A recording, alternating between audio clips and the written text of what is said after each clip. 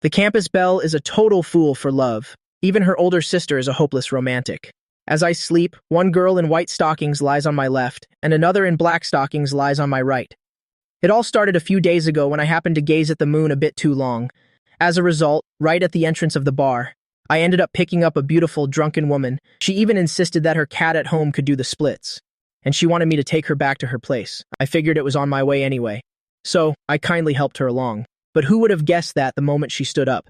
Her entire body collapsed right into my arms. She seemed to be mumbling something incoherent under her breath. Seeing her like this, I decided to just scoop her up in a princess carry, and I quickly started walking toward her home. On the way, I couldn't help but steal glances at the woman in my arms. I noticed her stunning phoenix eyes. She was gazing at me with such an intoxicated, dreamy look. Her oval face was flushed bright red from the alcohol, wearing a tight white shirt and a form-fitting miniskirt. Isn't she just like a seductive succubus queen? After struggling to get her all the way to her front door, she started clinging to me like an octopus. She absolutely refused to let go. She kept nuzzling her head against my chest, feeling completely helpless. I had to gently lift her face and asked for the passcode. Do you remember it? Zhang Wanyan stared dizzily at the familiar keypad. She instinctively blurted out, "The passcode is the square root of 798 to the power of 99. After I opened the door and stepped inside, the room was pitch black. I intended to put her on the sofa and make a quick exit, but unexpectedly, she suddenly spun around and pinned me against the wall. She even kicked the door shut behind us. Then, she wrapped both her arms around my neck, pulling my head down low, while she stood on her tiptoes. In the next second, her soft lips were pressed firmly against mine. My brain went completely blank. She was like glue, sticking tightly to me. No matter how I pushed, she wouldn't budge. 2.5 minutes passed just like that. The sound of a lock turning came from the door, followed by a sweet melodic voice. "Honey, you're back? I was trying to call you. Why didn't you pick up?" The overhead light suddenly flickered on. The three of us in the room stared at each other in stunned silence. From my perspective, the girl before me was wearing a white sailor uniform and a long black skirt. Those beautiful phoenix eyes. She looks so familiar. Wait a second. Isn't this Zhang Wanwan, the famous belle of Yunhai University? What's more, she's my classmate, even though Zhang Wanwan and I have never spoken. How could I ever forget this breathtaking face? She called the other one Unnie. Does that mean they're sisters? The campus belle's older sister just forced a kiss on me? Right now, Zhang Wanwan doesn't look like her usual cold, untouchable self. She's more like a curious little sister standing at the door, watching us. Her sister is still on her tiptoes, with her arms still wrapped around my neck. Her flushed face is still pressed against my lips, even though she looked a bit familiar. I couldn't remember where I'd seen her until now. To put it simply, this looks exactly like a girl and her boyfriend getting intimate at home. At that thought, Zhang Wanwan quickly covered her eyes with her hands, but she couldn't resist peeking through her fingers. Then she giggled and said, "Oh my, oh my. So, Unnie, you aren't exactly home yet, are you? I'll just head to my room and go to sleep first." Saying that, she tried to squeeze past us, to get to her bedroom. Hearing Zhang Wanwan's words, I finally snapped out of it. She definitely saw everything. She clearly thinks I'm her future brother-in-law. I quickly pulled away and said, "Hurry and lend me a hand. Your sister is completely wasted. She's acting all crazy right now. If you leave now, I really might end up being your brother-in-law for real." Zhang Wanwan froze for a second. Then, she immediately understood the situation. She rushed over to help me peel her sister off of me. Zhang Wanwan supported her sister and asked worriedly, "Unnie, what happened to you?" By now, Zhang Wanyan seemed to have sobered up slightly. She murmured dizzily, "Take me to the bath." After saying that, she glanced at me. "This is my friend, Wanwan. Quick, help her along." Toward the bathroom, and she turned her head to tell me to rest on the sofa for a bit. I stood there, paralyzed in a dilemma. If I leave, I'm afraid I won't be able to explain this mess. After all, being in a girl's house while she's drunk, and having just shared a kiss. But if I don't leave, it feels incredibly awkward, especially with the sound of running water coming from the bathroom. I have no other choice. I'll just sit silently on the sofa and wait. After her bath, Zhang Wanyan gradually regained consciousness. But as she recalled the absurd thing that just happened, her beautiful face instantly flushed deep red. Zhang Wanwan saw that her sister looked troubled. She hurriedly whispered, "Why did you drink so much today? And who is that guy out there?" Zhang Wanyan's expression stiffened at the question. She lowered her head in deep thought. She works as a bartender. Sometimes she can avoid social drinks with customers. Tonight, she only took one sip of a drink someone handed her. Her whole body immediately felt like it was on fire. Her head started spinning. She was lucky to have run into him tonight. Otherwise, the consequences would be too terrifying to imagine. But there are things she doesn't want Zhang Wanwan to know too much about. Finally, she came up with a lie. "There was an event at the bar today.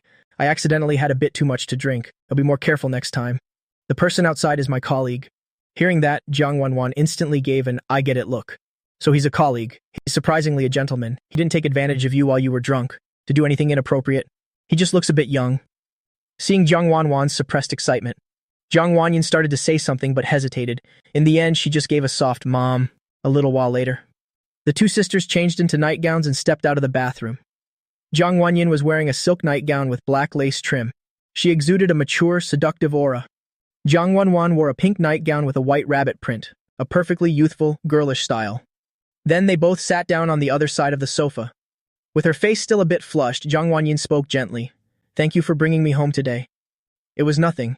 Jiang Wanwan, looking full of curiosity, asked her sister, "What is your colleague's name?" Hearing that, I looked at Jiang Wanyan in confusion, thinking to myself, why did she give me a new identity without asking? But seeing Jiang Wanyan's pleading, pitiful eyes, though I didn't understand why she was hiding the truth, I figured I should help her out until the end. I decided to just go along with it. "My name is Lin Yi. I'm your sister's colleague," Jiang Wanwan thought to herself. The name Lin Yi and this face, why do they feel so familiar? Could there be someone with the same name at school? Then Jiang Wanwan introduced herself. "My name is Jiang Wanwan. From now on, can I call you Lin Oppa?" I was suddenly speechless. "Good heavens, young lady, we are classmates. What on earth did your sister tell you?" At this moment, Jiang Wanyan also reacted. She quickly tried to change the subject. "Wanwan, I'm feeling a bit hungry. Can you help me cook a bowl of wide noodles? The big, round kind." Jiang Wanwan. Though she knew her sister was trying to shoo her away, she still pouted but agreed. Once Jiang Wanwan was in the kitchen, Jiang Wanyan hurriedly sat down across from me. Bowing slightly, she said solemnly, "Thank you so much for your help today. Don't mention it. It was just a small thing." Seeing my awkward expression, Jiang Wanyan suddenly remembered what had happened earlier. Her beautiful face flushed slightly pink. "Let me send you some money as a token of thanks." Hearing that, I hurriedly waved my hand. "It's not necessary, really. I just happened to be there. I can't allow that. You helped so much. I must show my gratitude. But I didn't bring my phone home with me today. How about you add my sister on WeChat, and then I'll send the money to you through her." Jiang Wanyan. Saying that, she picked up Jiang Wanwan's phone from the sofa, seeing her insist that I add her sister. I had no choice but to agree, thinking once I added her, I'd get out of here as soon as possible. "Are you leaving already?" "Yes, I won't disturb you two any longer." "Then remember to accept the transfer. You'll accept it in a bit." After saying that, I walked out the door. Hearing the door close, Jiang Wanwan ran out to look. She was worried she'd ruined their moment, so she hurriedly chased after me. But as soon as she opened the door, she froze. She saw me standing in front of room 602, right across from her place. I was entering the code to open the door. I turned my head and looked at her, bewildered. A moment later, a beep sounded. The door was open. Jiang Wanwan, suppressing a laugh, said, "So Lin Oppa lives right across from me?" By now, Jiang Wanyan had also come to the door. "What's going on?" Wanwan spoke to her sister in a coquettish tone. "Unnie, it turns out Lin Oppa lives right across from us and you didn't even bother telling me." Jiang Wanyan looked at me in room 602 with shock. "You live here? Wait, Unnie, you didn't know Lin Oppa lived here either?" I really had no idea. My head started to ache more than ever. I had intended to just slip quietly back home. How was I to know this girl would chase me all the way out? Seeing the situation, I hurriedly explained. "I only moved in a few days ago." Jiang Wanwan's eyes lit up. "Wow, for just a normal colleague to move in right across. This is such a crazy coincidence." Then she turned back to nuzzle against Jiang Wanyan. "Unnie, let's invite Lin Oppa over for dinner tomorrow. He was kind enough to bring you all the way home. Shouldn't we properly thank him?" "Lin Yi, would you like to come over for a meal tomorrow? Let's call it a housewarming celebration for being neighbors. Then I shall humbly accept your invitation." I looked at the campus belle, who was usually cold as ice. As she repeatedly called me Lin Oppa in such a sweet voice, I couldn't even be bothered to question it anymore. "Call me whatever you want. It's not like I'm losing anything. But how am I going to hide the fact that we're classmates? This is such a headache." After saying goodbye to the sisters, I went back to my room. I showered and lay down, seeing it was already past 1 o'clock a.m. I stared at the ceiling, tossing and turning, unable to sleep. Too much happened tonight. Every time I closed my eyes, the image of Jiang Wanyan kissing me flashed back. The more I thought about it, the hotter my face felt. Meanwhile, Jiang Wanyan was lying in her bed, reminiscing about everything that had occurred today. She felt so lucky to have met Lin Yi. Otherwise, the outcome would have been unpredictable. She kept thinking back to that lingering kiss with me. Her face turned bright red once more. If her sister wasn't sound asleep in her arms, she would have wanted to roll around on the bed, to release all that pent-up shyness. Tonight, 2 out of the 3 of us were wide awake. 11 o'clock a.m. the following day, while I was in class getting ready for the final period, Liu Kai, my classmate, tapped on my desk. "Hey Lin Yi, you won't believe it. Someone else confessed to Jiang Wanwan this morning. Is it really that strange for someone to confess to Jiang Wanwan? After all, she is that beautiful," I replied casually. But in my head, I saw her cute, spoiled act from last night, that sweet way she called me Lin Oppa. I wonder if anyone else at school has ever seen that side of her. Then Liu Kai continued. "The kicker is, the guy claimed she was his first love. Turns out he was exposed right then and there as a total player." Jiang Wanwan's face went cold as she said, The thing she hates most is a liar. Then she stepped up and gave him a massive slap. Haha, really? Well, that guy was certainly brave. I nervously wiped away non-existent sweat, and I remembered that Lin Oppa voice again. Just then, the counselor tapped on the blackboard.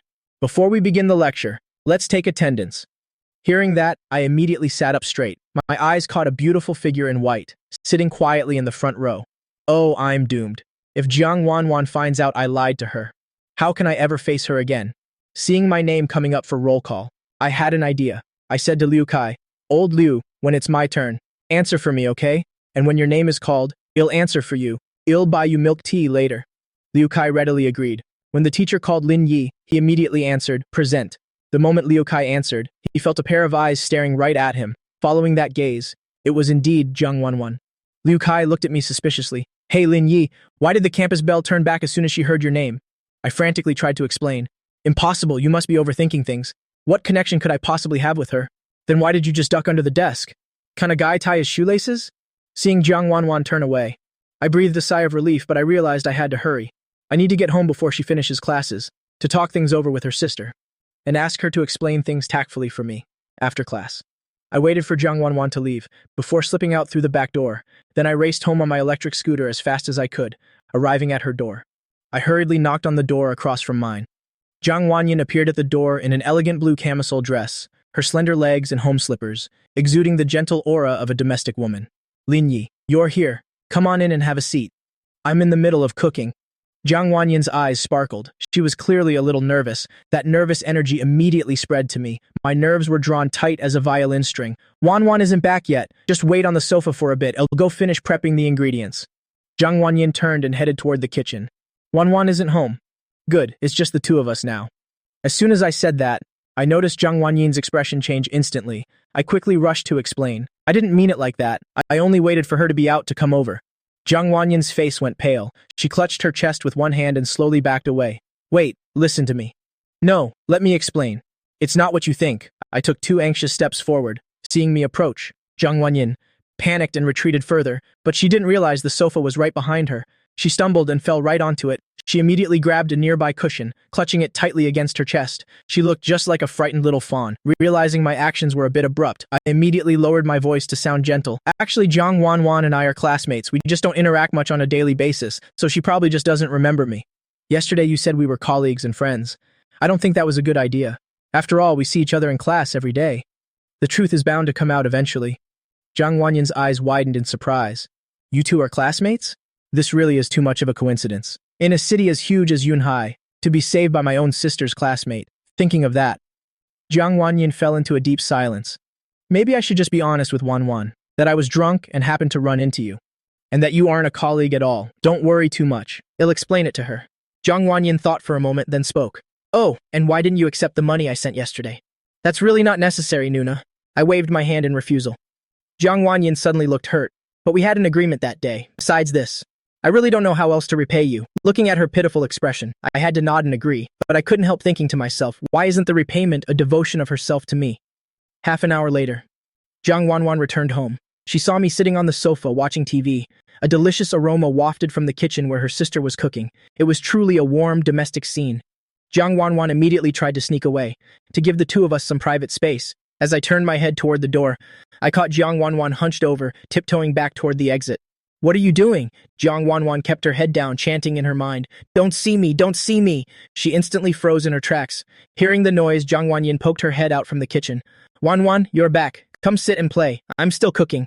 Jiang Wanwan rushed over and plopped down on the sofa. Yes, Ani, go ahead. Just mind your business. I'll take care of Lin Oppa for you." Seeing her still calling me Lin Oppa, Jiang Wanyan hurriedly spoke up to explain. "Wanwan, I have something to tell you. Actually, yesterday I was just drunk. Lin Yi happened to find me by the road. He was on his way, so he just brought me home. We aren't colleagues at all." "Then why did you say you were friends?" Jiang Wanwan narrowed her eyes suspiciously. "I was just afraid you'd worry too much. After all, Lin Yi was still a stranger at the time." Jiang Wanwan clearly felt something was still off. "But the two of you were kissing last night. Even if her sister was drunk, she wouldn't just kiss a complete stranger. If you don't believe me, you can just ask Lin Yi." Jiang Wanyan looked over at me. "I really did find her by the side of the road yesterday, because it was on the way, Nuna. I just helped her get home." I added my part to the story. Jiang Wanwan calculated silently, feeling something was amiss. Her sister had been in a daze for the last few days, but as soon as Lin Oppa came over, she started smiling so brightly. Something is definitely going on, you can tell just by watching them. So she reached a conclusion. Uni must have a huge crush on Lin Oppa. Could this be love at first sight? Seeing Jiang Wanwan seemingly lost in wild thoughts, I decided to come clean with her. There's one more thing I haven't told you. Actually, we are, so I can still call you Lin Oppa, right? Jiang Wanwan suddenly interrupted me. No, what I meant was, actually were, but I've always wanted an older brother since I was little. Please, Lin Oppa. Jiang Wanwan blinked her big, watery eyes, starting her aegyo attack. But were. Don't you want a little sister like me? As she spoke, her beautiful eyes started to well up with tears. The corner of my mouth twitched. I surrender completely. Whatever you want. Jiang Wanyin just smiled at the scene. She smiled but didn't blurt out the truth, because the food still needed a bit more time to cook.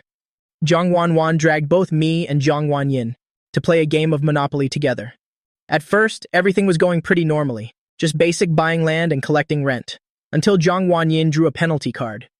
The atmosphere suddenly became incredibly strange. First, I saw Jiang Wanyin looking at the card in confusion. Then she glanced at me and Jiang Wanwan, and then her face instantly turned bright red. Jiang Wanwan saw her sister holding the card in silence. She asked curiously, Uni, what did you draw?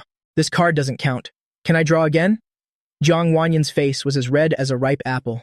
That's not allowed, we have to follow the rules of the game. Jiang Wanwan, taking advantage of Jiang Wanyin's distraction, she quickly snatched the card. Let me see. Kiss the first player to your left for 5 seconds. The mouthful of water I just drank. Almost sprayed everywhere. Is this even a proper Monopoly game?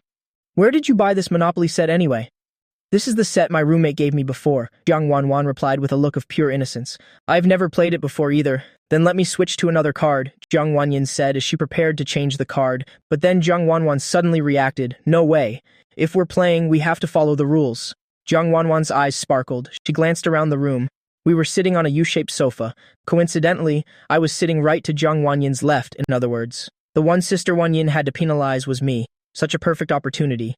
How could Jiang Wanwan possibly let it slip away? Jiang Wanyin, naturally, she didn't want to carry out this penalty if she had to kiss him right in front of her younger sister. She felt like she would evaporate on the spot. I also felt a bit awkward. This penalty was definitely crossing a line. Why don't we switch to something else? I tentatively suggested. Oh, come on. Haven't you two already kissed? What's the harm in doing it again? If it's really too much. Then a kiss on the cheek is fine, sister. Are you trying to cheat? At the game? Jiang Wanwan began acting coy again, blinking her large round eyes then. All right, Jiang Wanyin replied softly, hearing that. My eyes widened. I couldn't believe my ears. At this moment, Jiang Wanyin's small face was frighteningly red. She looked like a ripe red apple. Lin Yi, you.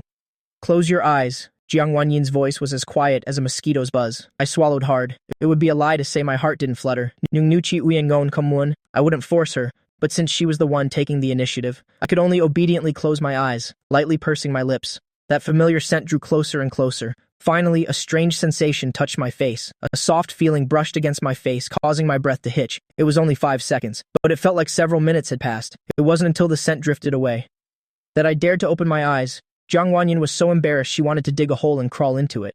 She didn't say a word, just sitting there in a daze. It was Jiang Wanwan who broke the awkward silence. There, the penalty is complete now. Let's keep going. Next, it was Jiang Wanwan's turn to draw a penalty card. I saw her flip over a card, and immediately, she got the exact same penalty as Jiang Wanyin. Suddenly, I also felt this card was completely unreasonable. Should we stop using it? But right then, Jiang Wanyin, who had been silent, spoke up. Wanwan, we should still follow the rules, shouldn't we? Looking at the slightly dangerous smile on her sister's face, Jiang Wanwan felt like crying, but had no tears. Karma certainly came back fast. Jiang Wanyin snatched the card from Jiang Wanwan's hand. Kiss the first player to your right for 5 seconds. What is this? Is this game just all about kissing? And why does it keep targeting me? I can't take much more of this. Both sisters also felt extremely awkward, but Jiang Wanyin thought back to the kiss she just gave, so she had no intention of backing down, determined to make Jiang Wanwan complete the penalty. Finally, Jiang Wanwan blushed and said, All right, so Lin Yi, close your eyes right now. I felt like a little lamb waiting for the slaughter. I closed my eyes feeling quite aggrieved, and immediately after, a youthful feminine fragrance hit my nose. But as I focused on the sensation, something felt wrong. Where on earth was this girl kissing? I snapped my eyes open to see. I saw Jiang Wanwan's tightly closed eyes right in front of me. Hey, why did you kiss my lips? Jiang Wanyin was also utterly shocked. After Jiang Wanwan finished the kiss, she opened her eyes and looked at me and Jiang Wanyin. Why is everyone looking at me like that? Suddenly, it seemed Jiang Wanwan realized something. She quickly covered her mouth, then, feeling that wasn't enough, she covered her face with her hands. Finally, she buried her face into the sofa cushions. The awkward atmosphere lingered for a long time, but before Jiang Wanwan finally lifted her beet-red face and said, "Come on, let's keep going," less than 2 minutes later. It was my turn to draw a penalty card.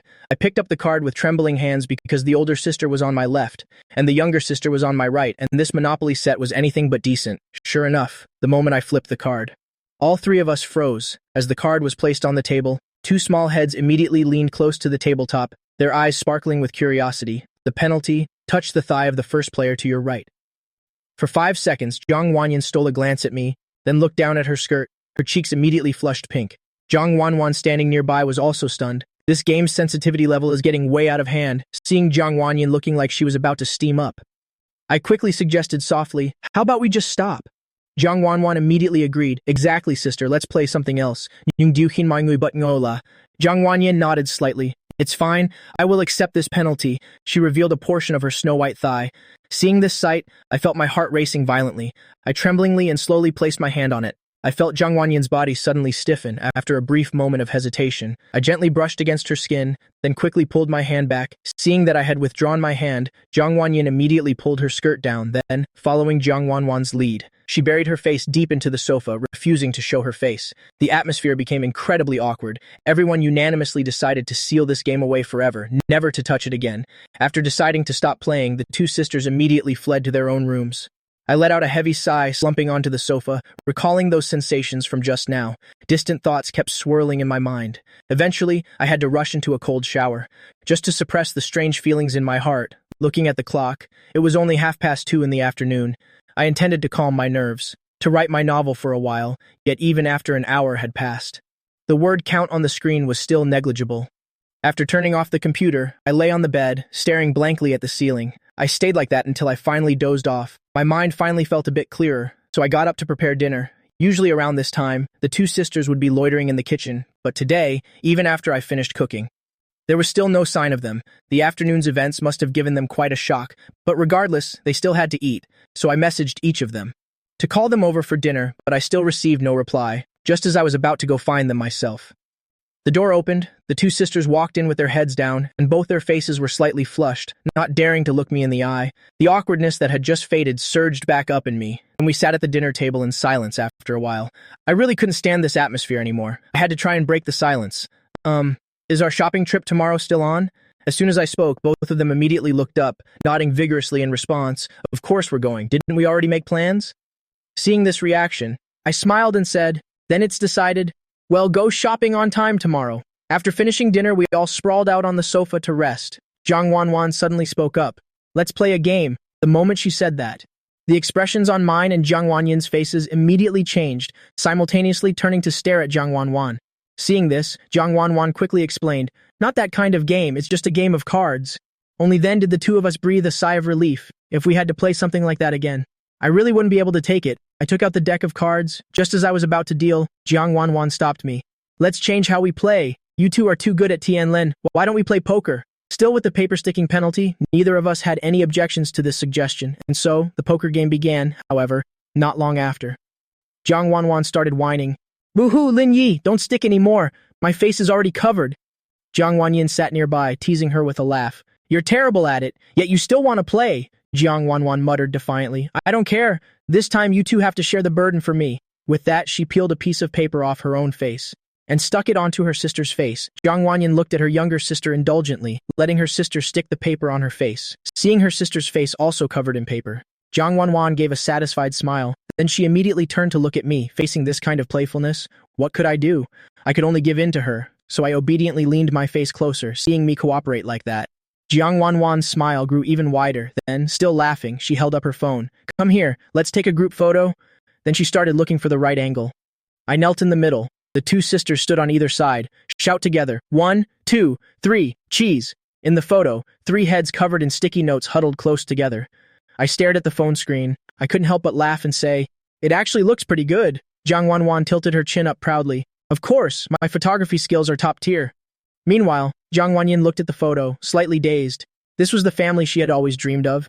Jiang Wanwan quickly created a group chat for the three of us and sent the photo to the group. After that, Jiang Wanwan excitedly suggested, "Everyone, set this photo as your wallpaper. Let's consider it our family photo." Actually, I had thought of that idea too. I just hadn't asked the sisters yet, so I didn't feel it was appropriate to suggest it so suddenly. Jiang Wanyin also happily agreed. This photo made her heart feel incredibly warm. Looking at this image, I felt my mood improve significantly. All three phones simultaneously changed to the same wallpaper. Looking at the row of phones lined up, everyone smiled brighter than ever. The next day, I was woken by the alarm clock. I sat up groggily. I had stayed up late writing my story again last night. My head was spinning with exhaustion. Lately, I've been spending more and more time with the sisters, so I can only squeeze in work at night.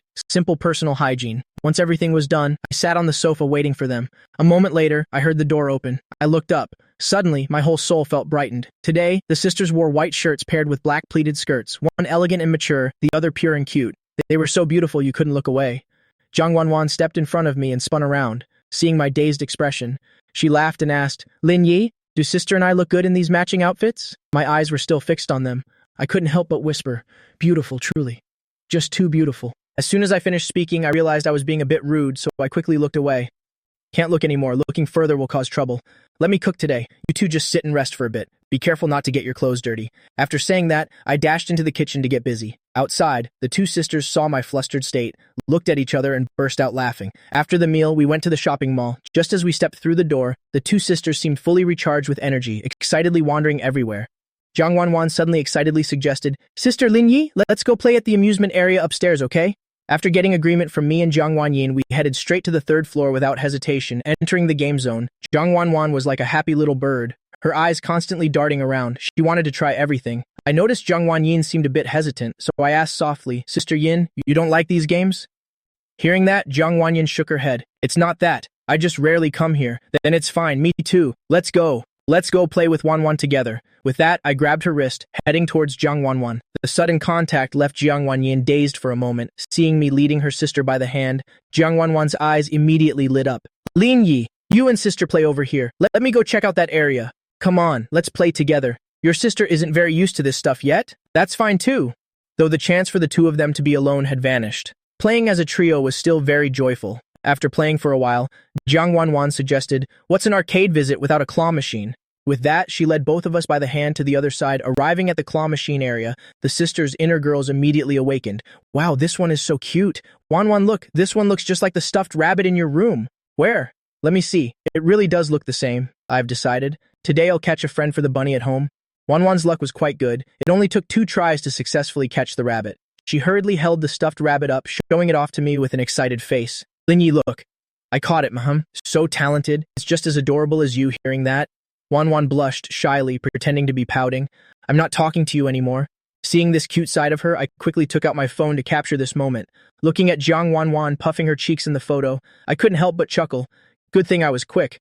Seeing herself being photographed, Jiang Wanwan immediately lunged to grab the phone. "Hey, that one's ugly. Delete it, please."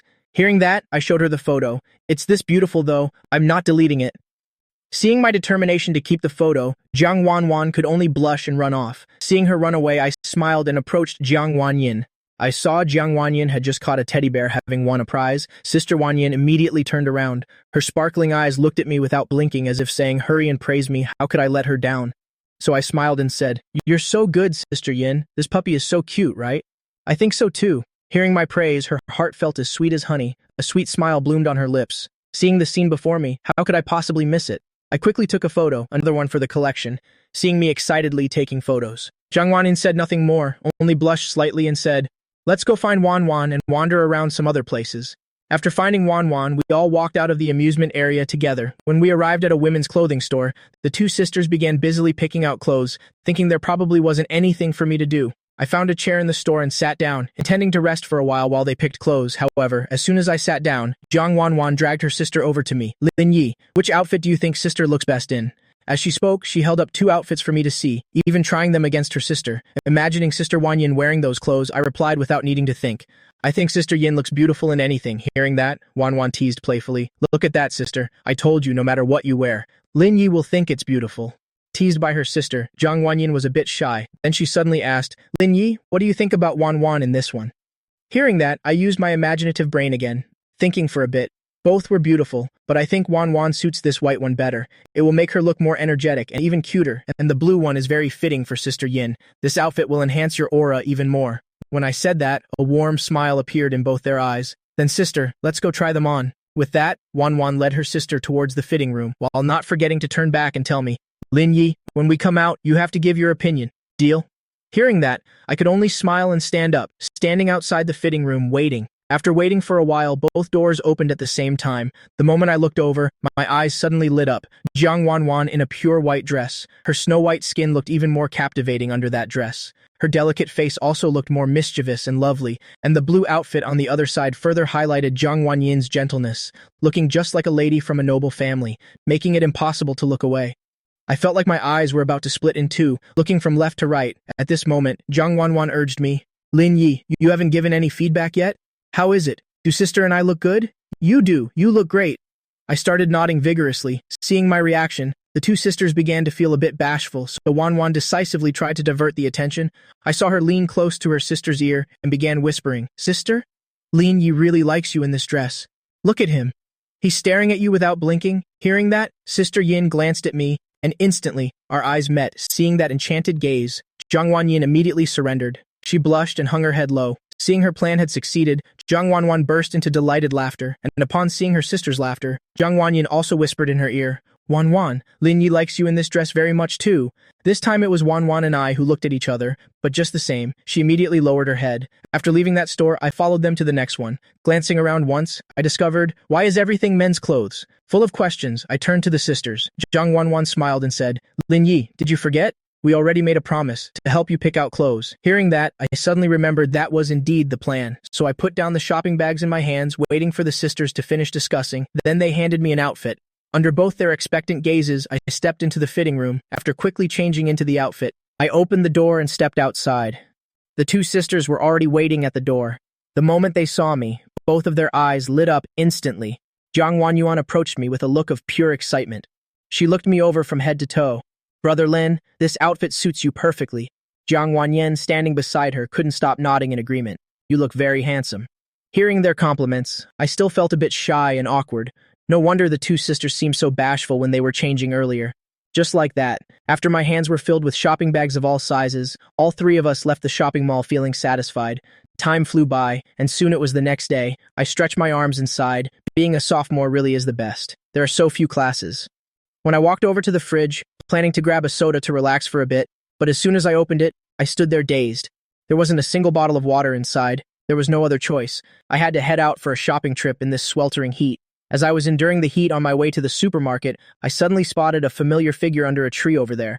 I walked closer to take a look. Isn't that Jiang Wanyin? Who else could it be? After coming up behind her, I spoke up and asked, Sister Wanyin, what are you doing here? Suddenly hearing a sound behind her, Jiang Wanyin jumped in surprise. She turned around and saw it was me. She patted her chest and breathed a sigh of relief. Watching the sight before me tremble slightly, I felt my own conscience tremble along with it. I hurriedly looked away. I looked back at Jiang Wanyin, waiting for her answer. I was planning to head to work. Then why are you standing here? Is there something at the gate? After saying that, I looked toward the apartment complex entrance. Then I saw a man standing in the shade of a tree, pacing back and forth and glancing around suspiciously, watching the gate, looking at those familiar clothes. Isn't this the man who was looking for Jiang Wanyin that night? Is he here to ambush her? So I turned to Jiang Wanyin and said, Sister Wanyin, let me handle this. Jiang Wanyin tried to pull me back, but I walked away very quickly. There was no stopping me. She could only follow me toward the gate, speaking as she walked. Lin Yi, wait a moment. Don't be so impulsive. She was very afraid for me, afraid that I would get hurt or something because of her. At this moment, Muyo was still standing by the roadside, looking around. But since he still hadn't found his target, he could only let out a frustrated sigh. That day, he had seen Jiang Wanyin drink that glass with his own eyes. He thought she was already in his grasp. He had successfully used this method many times before. But he never expected that Jiang Wanyin would manage to escape afterward. By the time he realized and chased her outside, she was nowhere to be found.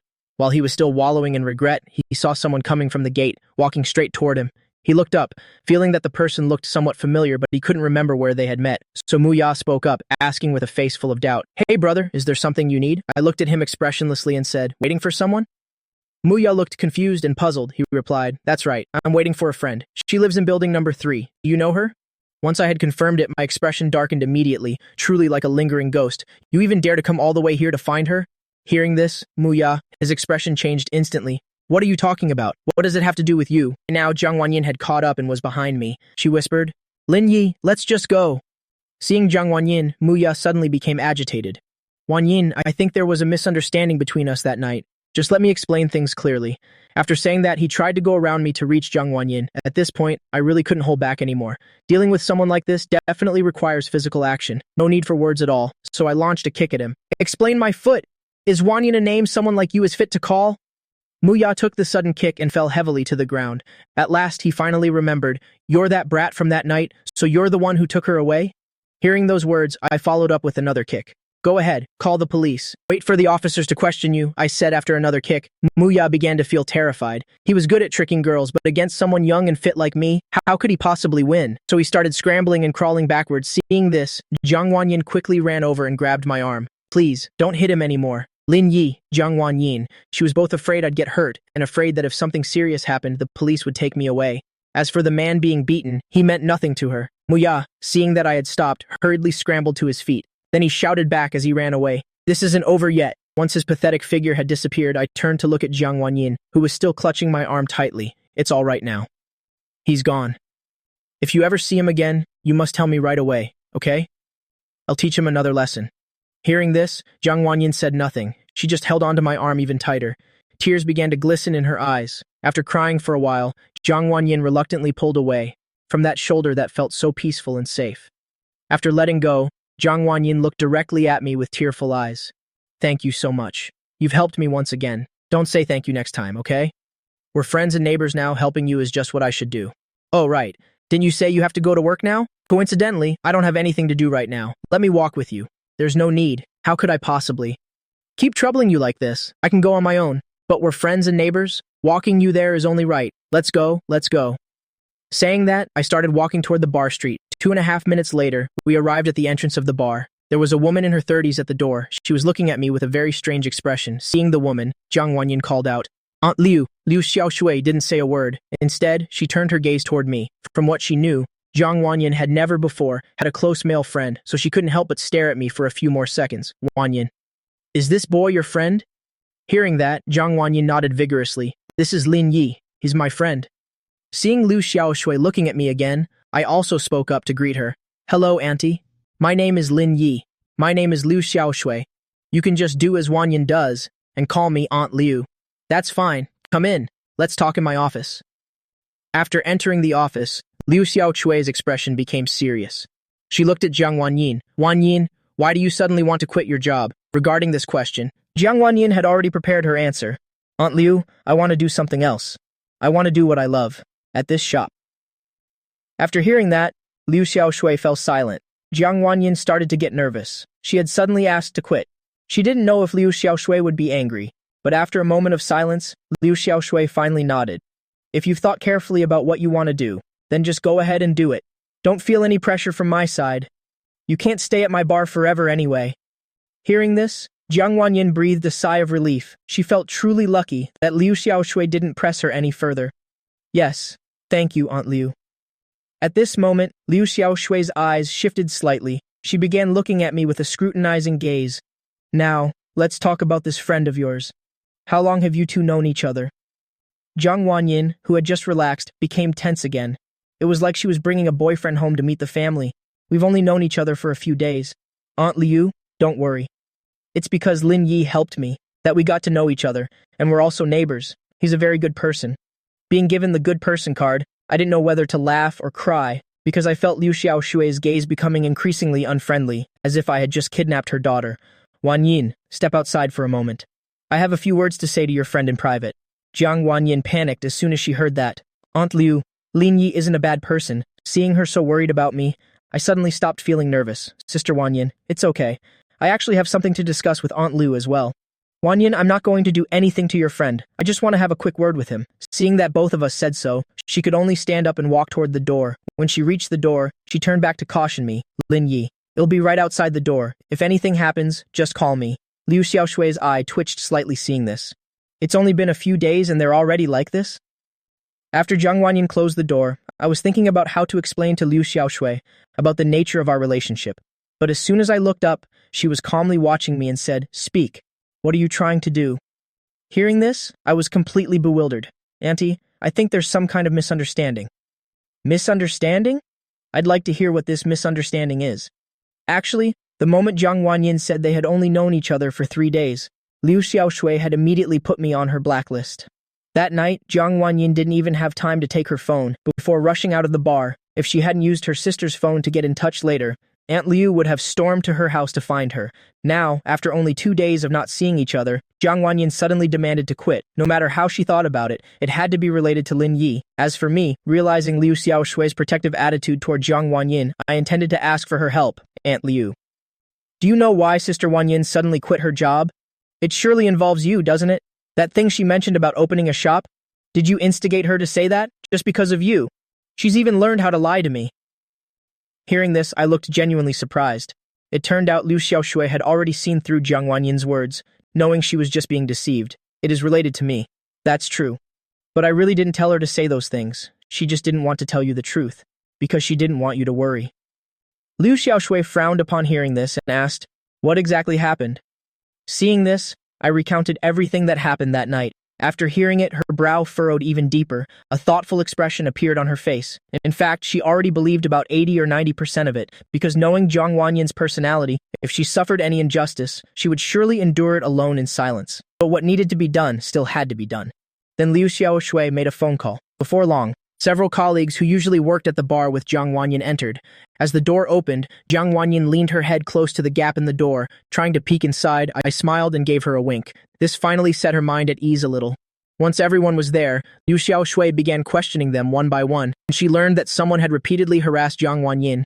Her expression turned dark instantly. After asking a few more questions, she instructed everyone to report immediately if a similar situation happened again, then she dismissed them. Thud! Liu Xiaoshui slammed her hand onto the desk. "He dares to have ill intentions toward Wanyin? This piece of trash must be tired of living." As she spoke, she picked up her phone and dialed. "Hello? Didn't you say you could handle anything? Help me investigate someone." Hearing this, I broke into a cold sweat. What on earth is she planning to do? When Liu Xiaoshui put down the phone, I finally dared to speak up. "Aunt Liu, if I may ask, what are you planning to do?" Hearing this, Liu Xiaoshui gave me a meaningful look. "This is also the first time I've called this number.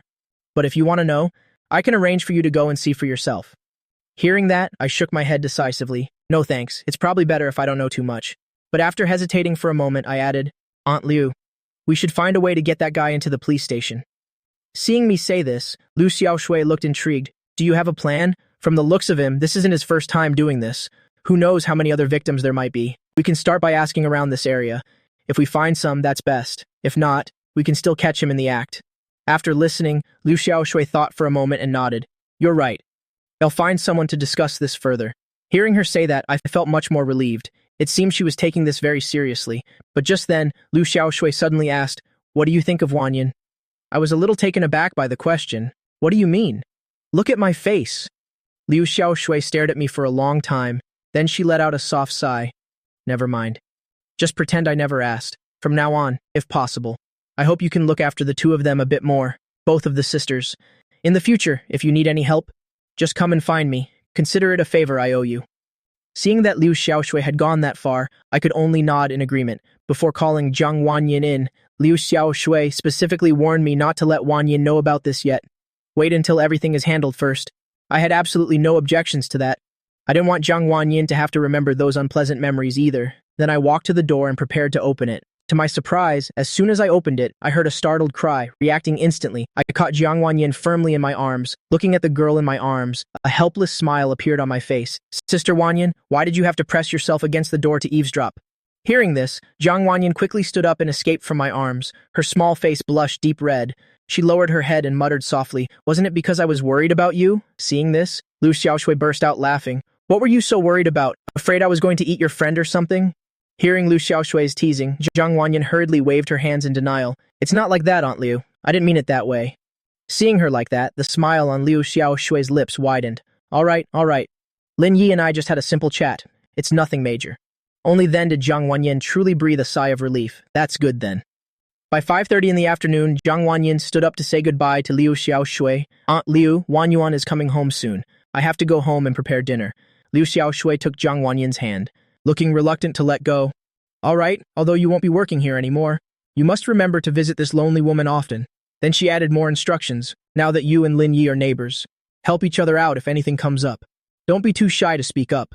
I've already entrusted him to take care of you both. Liu Xiaoshui continued. You two should keep in touch more often from now on. When you're free, you can visit each other's homes or share meals together. Seeing Liu Xiaoshui getting more and more enthusiastic as she spoke, I hurriedly interrupted. Rest assured, Aunt Liu, if they ever need anything, I will definitely do my best to help. Finally, we were able to say goodbye to Liu Xiaoshui. The two of us walked together toward our home. On the way home, Jiang Wanyin said somewhat shyly, I'm sorry. Usually, Aunt Liu is quite reserved, so when she gets the chance, she talks a lot. She's actually a very good person. I smiled back. It's nothing. I also think Aunt Liu is a wonderful person. Then we talked and laughed all the way home. When we were about to part ways in front of our doors, Jiang Wanyin saw me opening my door to go inside. Suddenly, as if possessed, she blurted out, Do you want to come into my place and sit for a while? Hearing that, I turned around in surprise. As for Jiang Wanyin, once she realized what she had said, her entire face instantly turned beet red from embarrassment. She looked visibly panicked, fidgeting with her hands, not knowing where to put them. Isn't it because Wanyuan is about to return soon? I was just about to start cooking dinner anyway, so why don't you come over and eat with us? Didn't Lin Yi say it himself? Eating for 2 or 3 is pretty much the same. Looking at her adorable expression, I found myself staring in a daze. But then I remembered I had already freeloaded a meal at noon, so I decided I had to do something. I already freeloaded off your lunch. How could I let you go back to the kitchen again for dinner? How about this? In a bit, you and Wanyuan should come to my place for dinner. Jiang Wanyin immediately tried to refuse. How could we do that? Let me just cook, it'll be faster. Without waiting for her to finish, I immediately closed my door, not giving her a chance to continue refusing. Looking at the tightly closed door, Jiang Wanyin could only give up. She could only passively accept the invitation. Once she was back inside her home, Jiang Wanyin's mind began to wander. At this moment, her head was full of thoughts about me. She shook her head and patted her cheeks gently. Jiang Wanyin, what on earth are you thinking? He's your younger sister's classmate. You're 6 years older than him? Jiang Wanyin snapped out of it, sat on the sofa, and turned the TV up loud, using the sound to force herself to stop thinking about those things. But thoughts aren't something you can just stop simply by wanting to. 20 minutes later, just as I was plating the food in the kitchen, there was a knock at the door. When I opened it, I was greeted by Jiang Wanyuan's vibrant smile. I immediately felt my spirits lift. Welcome, my 2 ladies. Just give me one more moment. Dinner is almost ready. Jiang Wanyuan looked at me with sparkling eyes. Whoa, Brother Lin, you look like the perfect family man in that apron. Jiang Wanyin, standing next to her, also nodded in approval, being stared at by the 2 of them like that. I couldn't help but feel a bit bashful. I quickly invited them in. Don't just stand outside. Please, come inside and have a seat. Saying that, I hurried back into the kitchen. A busy and fulfilling life always passes by so quickly. In the blink of an eye, Saturday morning arrived. I was still fast asleep when the ringing of my phone woke me up. After seeing the name of the caller, I hurriedly answered it. It turned out Aunt Liu Xiaoshui had found information on that detestable man and told me to come over. Hello, Aunt Liu? Yes, I'm here. All right, I'll head over to see you right away. I looked at my watch and saw it was only 8 a.m. It seems Auntie Liu Xiaoshui is also in a huge rush to handle this matter. After quickly freshening up, I grabbed my electric bike and sped over to the bar. After we exchanged greetings, Auntie Liu Xiaoshui told me to make myself at home and sit down. Then she got straight to the point to have a serious talk. I've sent people to scout around the bars in this area for the past few days. His name is Mu Ya. His family runs a hotel business. He showed up at a bar again yesterday, Liu Xiaoshui continued. Not only that, I even found 2 girls who were past victims. Both were drugged by him and taken to a hotel. Then he used photos to blackmail them. With the addition of hush money, they didn't dare to speak up. I was secretly amazed. Just finding those 2 girls and getting them to open up must have taken a lot of effort. Will they stand up and testify against him? Liu Xiaoshui's voice was very calm. Don't worry, everything has been settled properly. As for what you mentioned last time, I've found someone to help with the plan. After saying that, she immediately made a phone call. After a short wait, a woman with heavy makeup appeared in the office. She radiated a flirtatious and seductive vibe. But looking closely, it turned out she was a plastic surgery beauty. I immediately looked away, thinking that I hadn't even gotten tired of looking at the 2 natural beauties at my place yet. The moment she walked in, she spoke to Liu Xiaoshui in a coquettish voice. Sister Liu, what is it that you needed me for? Hearing that voice, Liu Xiaoshui frowned slightly. I need you to deal with a man. If you agree, keep listening. If not, then leave. Songmire. Only then did she notice me sitting to the side and her eyes immediately lit up. Is it this handsome little brother? As she spoke, she leaned closer toward me. Seeing that, a look of anger appeared on Liu Xiaoshui's face. Her voice became cold. You better behave yourself. Seeing Liu Xiaoshui's expression change, Song Mir gave a forced smile and sat up straight. Oh my, Sister Liu, don't be mad. I just wanted to get to know this handsome little brother. Hearing that shrill, coquettish voice, I got goosebumps all over. I hurriedly waved my hand. There's no need for that. Hearing that, Songmire gave me a resentful look, but she knew better and didn't say anything else. After all, the price Liu Xiaoshui offered this time was very high. Then Liu Xiaoshui told her what needed to be done. After listening, Songmire agreed immediately. With the plan set like that, all that was left was to wait for the fish to bite. Once the plan was confirmed, I left straight away. This was no longer my concern. I just had to wait for the next update from the bar. Just as I reached the bar's entrance, the sound of high heels clicking on the ground echoed behind me. Hey, handsome, where are you going in such a rush? What's up? Let's exchange numbers so we can talk. Hearing this, with a slight headache, I turned around and politely refused. I don't use social media, so there's no need for us to get acquainted. Seeing that, Songmire still didn't give up and continued to approach me with a smile. Oh my, I don't mean anything else, I just want to be friends with you. But in her heart, Songmire was thinking, it's rare to meet such a pure and handsome guy. He really makes one crave him. She couldn't let this chance go. How could she possibly let me go so easily? The corner of my mouth twitched slightly, and I was about to walk away when a familiar voice suddenly rang out from behind. Oh, Brother Lin Yi, what are you doing here? I turned around to look, and the two sisters were walking toward us. Their faces were filled with suspicion, their eyes darting back and forth between me and Songmire. To avoid exposing Auntie Xiaoshui's plan, I could only make up a random reason. I just went to take care of some things, and I'm just passing by. So who is this lady? After saying that, the two sisters stared intently at Songmire. After all, she was just acting like she wanted to hit on me a moment ago. Looking at the girl in front of me wearing a purple spaghetti strap dress, the combined length of the top and bottom wasn't even as long as the sisters' shirts. The two sisters both thought to themselves, could Linyi possibly like this type of person? Facing the calm expressions of the two sisters, I suddenly felt flustered. Suppose we've met once, but we're not actually acquainted.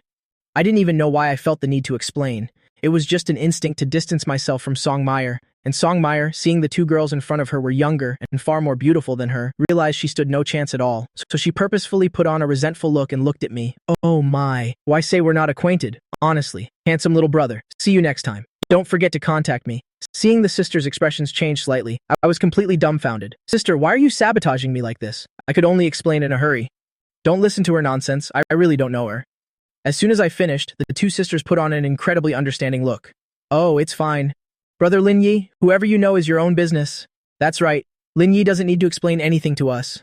Exactly. Since she's dressed so beautifully, it's only normal that you would know her. Right, we totally understand. Actually, they could tell at a glance that I had nothing to do with her, but for some reason they suddenly felt like teasing me. Sure enough, after hearing them, I looked even more anxious. How is she beautiful? That's all just artificial beauty. At this moment, Jiang Wanyin suddenly asked, if she's not beautiful, then who is? Without thinking, I looked at them and blurted out with a serious face. Of course you guys are. I could look at you every day and not get bored. Why would I need to look at anyone else? As soon as those words left my mouth, all three of us were stunned. I was so embarrassed I just wanted to find a hole to crawl into.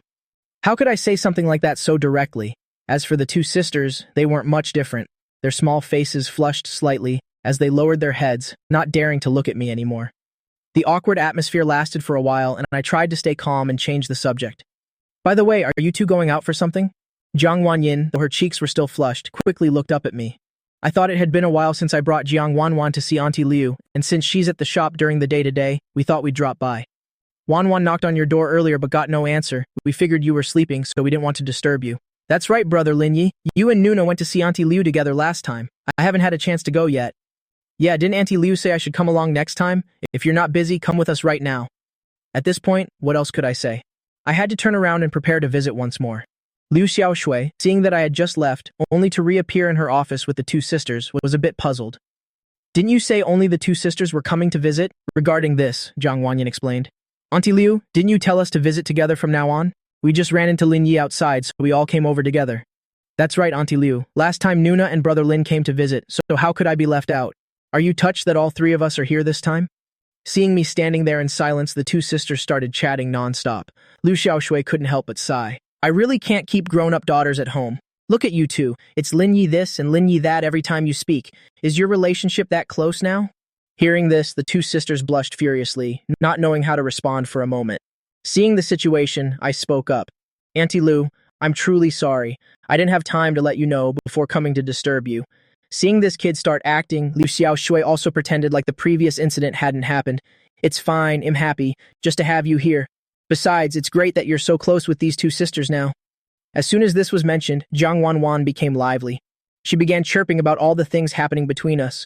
When she heard that the three of us eat together every day now, Liu Xiaoshui's face was filled with surprise. You eat every meal together now? Last time, she had only casually mentioned that the three of us could eat together. She didn't expect it to become a reality so quickly.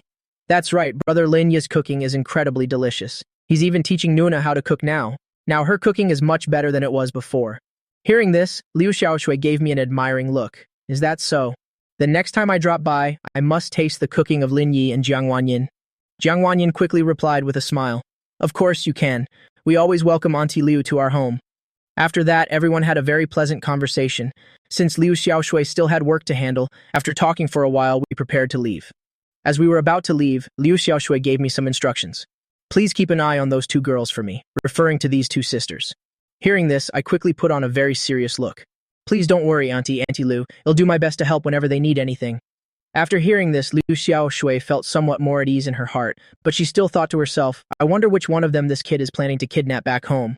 Yet, why do I feel like the look in both sisters' eyes is a bit unusual?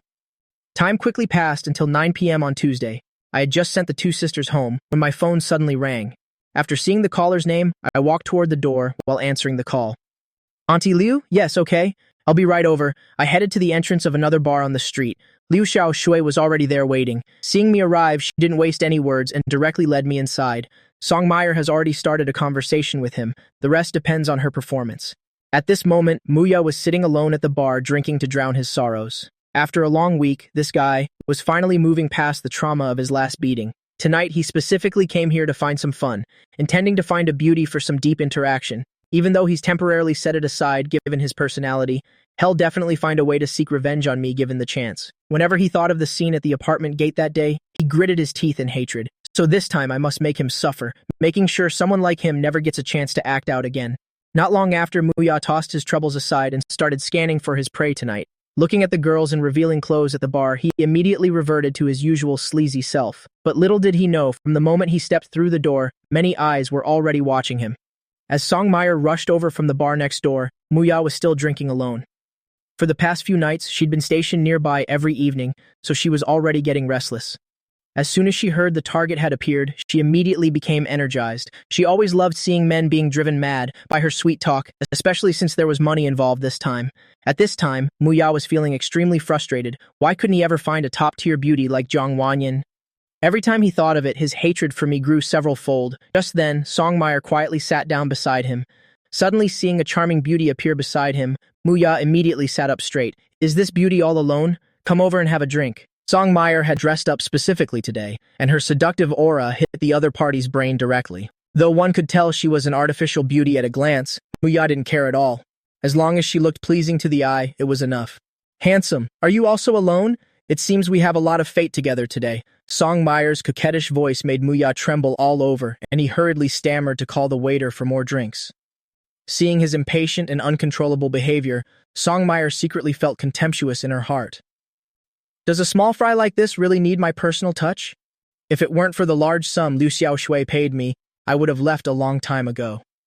However, she quickly hid those small emotions and continued to chat with him in a sweet, coquettish voice. Liu Xiaoshui and I observed from a distance. Muya was being led by the nose completely by Song Meyer. Only now could we breathe a sigh of relief. The alcohol had been flowing for a while. Muya found the woman in front of him more and more alluring, and he began to drop constant hints to Song Meyer. But she just pretended to be innocent, refusing to respond to his suggestions at all. This made him so anxious that his hints became increasingly blatant. Then, Song Meyer noticed the time was right and excused herself to the restroom. Before leaving, she mentioned that she'd head home after one last drink upon returning. Muya became restless upon hearing this, but then he suddenly regained his composure. He began to sneakily observe his surroundings. This guy was planning to use his old tricks again. He smugly thought he'd slipped something into the drink unnoticed, but he had no idea that Liu Xiaoshui and I saw everything clearly.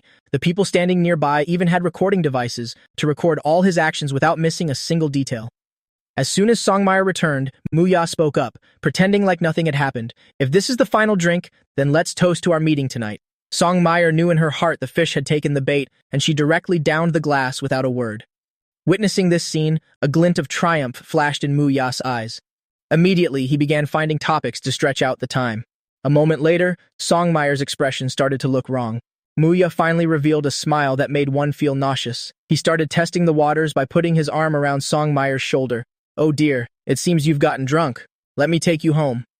Seeing Songmire's gaze become increasingly dazed, Muya didn't bother saying another word. He directly helped her straight out of the bar. Once he reached his car, he roughly shoved Songmire, who could barely stand, into the back seat. Then, he quickly sped off toward his family's hotel. Watching the car's headlights fade into the distance, Liu Xiaoshui turned to me and said, "Tonight everything should be settled. You should head back first. I need to keep watching." Hearing that, I remained adamant. "Auntie Liu, I want to see it with my own eyes too." In the end, Liu Xiaoshui didn't say anything more. She put me in the car and headed straight to the meeting point. At this moment in Muya's car, he looked through the rearview mirror at her writhing body, radiating Songmire's provocative aura, causing a blazing fire to rise in his heart. He risked his life running several red lights to reach the hotel's back door. He expertly picked Songmire up and went in through the staff entrance. The guard at the hotel door saw him carrying another woman in, but had long since considered it to be perfectly normal. Muya hurried into the elevator and headed straight to the room reserved for him. He couldn't wait any longer and threw Songmire onto the bed, then immediately pounced on her. Just as he was exerting himself to carry out his depraved act, the room door was suddenly kicked open. Muya turned around in a fury, prepared to open his mouth and curse loudly, only to see police officers in uniform. In an instant, the expression on his face turned from anger to sheer terror. Immediately after, the officers rushed in and pinned him directly to the ground. His face was pressed firmly against the floor, and only one thought remained in his mind. "My life is over." By the time his disheveled father rushed from the office to the hotel door, he had already been escorted into a police car. A crowd of reporters was around, snapping pictures frantically. The moment his old man saw this scene, his blood pressure instantly spiked and his entire body just stiffened as he collapsed to the ground. Not long after, another round of camera flashes went off. Witnessing everything unfold like that, I could finally lift the burden from my heart. "Auntie Liu, I really had to rely on you a lot this time. You're actually the one who deserves the most credit. I should thank you for letting me know and for coming up with the plan. For Nuna Jiangwanyan, this is just what I ought to do. By the way, Auntie Liu, just briefly tell Nuna Wanyan about this, saying that a jerk like that has been arrested. Please don't mention that I was involved. Otherwise she'll keep feeling like she owes me too much." Liu Xiaoshui gave me a deep look, and her gaze became much softer. "Rest assured, it'll definitely help you." After speaking, a meaningful look flashed in her eyes. I failed to notice the change in her expression in time.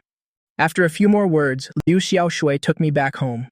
After cleaning up, I lay stretched out on the bed at the thought that Jiang Wanyin would certainly be overjoyed to hear this news. I fell asleep with a contented smile. The next morning, since I didn't have any classes today, I had planned to sleep in until 10 a.m. However, in my daze, I suddenly felt a weight on my chest, making it incredibly hard for me to breathe. I immediately woke up with a start, and looking up, I saw someone lying face down on my chest. It was Jiang Wanyin, her hair a bit messy, still wearing her pajamas, looking like she had just woken up herself. Noticing that I was awake, she propped herself up and looked down at me. Witnessing her eyes slightly red and filled with tears like that, I felt incredibly panicked in an instant. "What's wrong? Nuna Wanyin, what on earth happened to you?" She just stared intently into my eyes while her tears kept falling even more. After seeing how worried I was, only then did she slowly speak. "What is it, Nuna? Are you crying like this because of me?" Seeing her give a slight nod made me feel even more confused. Jiang Wanyin looked straight into my eyes and spoke with utmost seriousness. "Auntie Liu told me everything. Why did you want to hide those things from me?" It was only then that I suddenly remembered. So this was the way Liu Xiaoshui said she'd help me. I really have to thank her a lot. Jiang Wanyin continued to question me incessantly. "Why were you afraid that I'd have to say thank you to you? Do you know that with everything you've done for me, I probably won't be able to repay my debt to you in a lifetime?" Hearing those words, I could only stammer, unable to say a single word.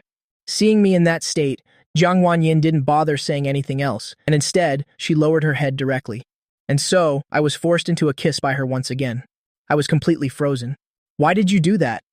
Thinking back, my first kiss was stolen by Jiang Wanyin, and my second kiss was taken by Jiang Wanwan with a kiss on the cheek. Now it's great. Even this third kiss was still forced upon me by Jiang Wanyin. Gazing at the beautiful face so close to mine, I couldn't help but be a bit dazed. Feeling the passionate emotions surging from Jiang Wanyin, I cast aside all random thoughts in my head and began to actively cooperate with her. I wrapped my arms around her and held her slender waist tightly. A long while later, Jiang Wanyan finally lifted her head, breathing very heavily, with her face flushed completely red. Just now, in her heart, she truly didn't have any other thoughts, but simply wanted to kiss the man who gave her such a strange sense of peace. However, now that her mind was gradually becoming clearer, she felt incredibly bashful once again. Realizing Jiang Wanyan intended to sit up, I hurriedly tightened my arms even more to hold her tightly deep against my chest. Nuna Wanyan, including this time, you forced a kiss on me twice now. You even stole my precious first kiss.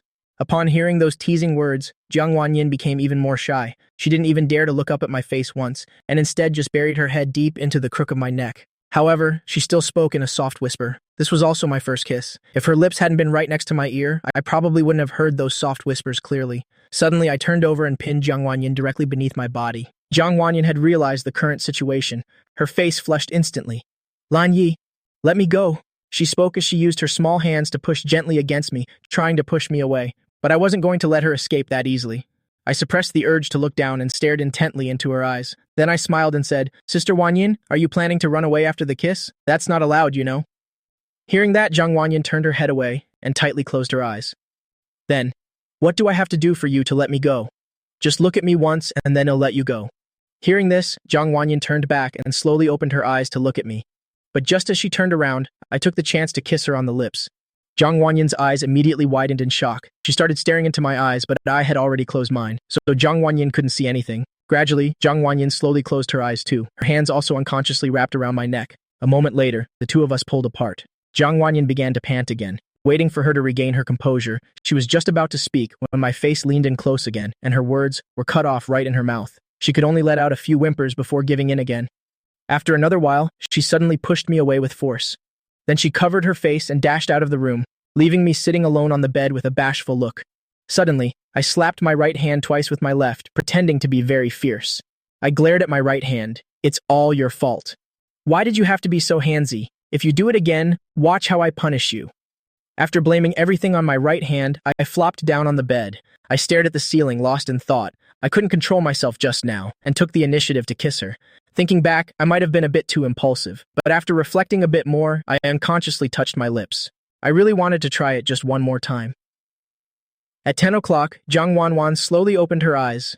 Seeing her sister still in bed, a look of surprise crossed her face. Usually, her sister wakes up much earlier than she does.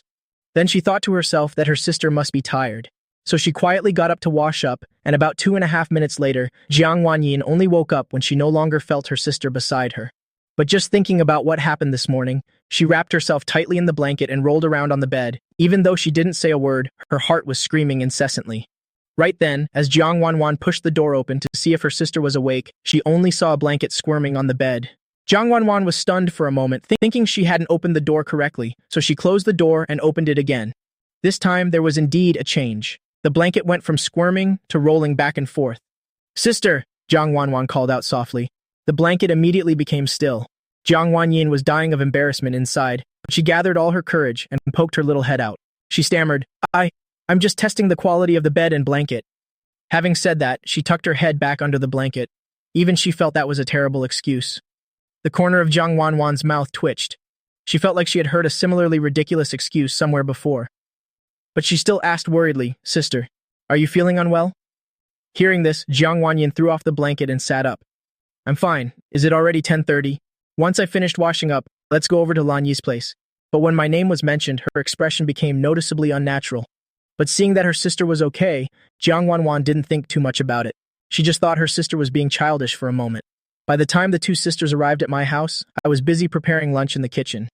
As soon as I heard them entering, my ears perked up to listen. Then, a familiar voice echoed from outside the kitchen. Jiang Wanyan chuckled and called out loudly, "Brother Lan Yi, we're here then." Two little heads peeked into the kitchen doorway. I looked at Jiang Wanyan. She was as adorable as ever. Then I glanced over at Jiang Wanyan. I saw her staring intently at the stove, not even bothering to look at me once. What followed was the usual scene. Wanyan sat on the sofa cheering us on, while Wanyan helped me cook. The kitchen suddenly became quiet to the point of awkwardness. Neither of us said a word, but our hands moved in perfect harmony. However, the small kitchen space was limited. It was hard for the two of us to avoid physical contact. Since both of us reached for the seasoning at the same time, our hands accidentally brushed against each other. Jiang Wanyan pulled her hand back in a flash and hung her head low. Her hands were tightly clenched in front of her chest. Seeing her intense reaction, I felt equally embarrassed. "I'm sorry, I accidentally touched your hand. Jiang Wanyin said softly. It's nothing, but I really didn't know which nothing she was referring to. We continued preparing lunch in silence, but neither of our hearts was quiet. I cried out in my heart, oh no, is Sister Wanyin angry? Should I sincerely apologize? Jiang Wanyin was also incredibly anxious. What should I do? I can't even look Lan Yi in the eye anymore. He isn't saying anything. Does he also find this morning's event too awkward? That silent atmosphere spread all the way to the dining table. Jiang Wanwan naturally noticed something was wrong. The other two just kept their heads down while eating, not even bothering to look up. So, Jiang Wanwan decided to speak up to break the silence. Look, sister, Brother Lan Yi is wearing the outfit we picked today. See, our taste really is great. Brother Lan Yi looks so good in it. Hearing that, Jiang Wanyin finally looked at me for the first time. She realized it was indeed the clothes they chose last weekend. Then she couldn't help but nod slightly and say, yeah, Lan Yi really does look handsome in it. Jiang Wanwan hummed smugly. That's why I'm saying how great our aesthetic is. Hearing this, I couldn't resist teasing back, so it's just the clothes and it doesn't matter how the person looks? Is that right? All right, Brother Lan Yi. Your natural looks also deserve some of the credit. After a few lines of conversation, the atmosphere at the table finally became lively again. This house really can't be without a happy apple like Jiang Wanwan. After finishing the meal, Jiang Wanwan took the initiative to wash the dishes to give us some private space. Seeing this, I didn't hesitate any longer. I turned to Jiang Wanyin and said apologetically, Sister Wanyin, about what happened this morning. I'm sorry, I was too impulsive. Hearing this, Jiang Wanyin hurriedly waved her hands. It's nothing. It's my fault for barging into your room first. I'm the one who should be apologizing. We both went back and forth apologizing to each other. Finally, we both stopped for a moment and burst into laughter together. The morning's awkwardness finally vanished completely. When Jiang Wanwan came out after washing the dishes, she saw the two of us chatting happily again, her heart filled with joy. She trotted over and said, What are you two secretly saying about me? In the afternoon, as usual, I drove Jiang Wanwan to school, while Jiang Wanyin started looking for a space to rent for her shop. She and her sister had discussed it beforehand. They planned to open a veterinary clinic. After all, she had previously studied veterinary medicine at Yunhai University, even though she had dropped out halfway. But her love for small animals had never faded. Over the years, she hadn't neglected her studies and had taken the time to obtain relevant certifications. You could say this was the very last step. In the afternoon, Jiang Wanyin received a call from Liu Xiaoshui. She asked if we were free for lunch in the next 2 days. She wanted to drop by the house to taste my cooking. Jiang Wanyin thought for a moment and told Liu Xiaoshui that Lan Yi had classes tomorrow morning, so he might not have time to prepare lunch. She'd wait for me to return and ask if I was free this Friday. When I got home and heard that Aunt Liu Xiaoshui was coming over, I immediately showed great excitement and enthusiasm. After all, she was like a parent to the two sisters. Wasn't this essentially like meeting the family? Thus, the meeting was set for Friday at noon. A few days passed in the blink of an eye. Suddenly, it was Friday. I jumped out of bed at the crack of dawn. I took my electric scooter and drove Jiang Wanyin straight to the market. After shopping together a few times, the nearby vendors no longer had to guess about our relationship. Was there even a need to guess? One look and you could tell we looked like a young married couple. Wanyin and I skillfully navigated through the market stalls. I didn't forget to crack a few jokes with the vendors along the way. After that, we took a stroll around the market. Not only had we finished buying all the food, but we also received 10 invitations to wedding banquets and 3 invitations for full-month baby celebrations. Jiang Wanyin's face flushed red as she pulled my hand, fleeing the market as if being chased by a ghost. She feared that if she didn't run faster, the stories would become even more absurd, because by then, I had already started smiling and responding to everyone. Once out of the market, Jiang Wanyin turned around and gave me a glare, trying her best to look very angry. But in my eyes, it just looked like she was being playful. Indeed, when someone is beautiful to a certain degree, even when they're angry, they only look adorable. Looking at Jiang Wanyin's puffing cheeks, I couldn't help but poke them gently with my finger. Jiang Wanyin immediately couldn't take it anymore. She stared at me with a face full of grievance. Seeing this, I thought to myself, uh-oh, this was that long-lost spiritual attack. I had to stay strong. Then my expression changed in an instant, and I began apologizing at the speed of light. Sister Wanyin, I'm so sorry. I thought everyone was just joking, so I just played along for a bit. Jiang Wanyin wasn't actually angry. She was just beyond embarrassed.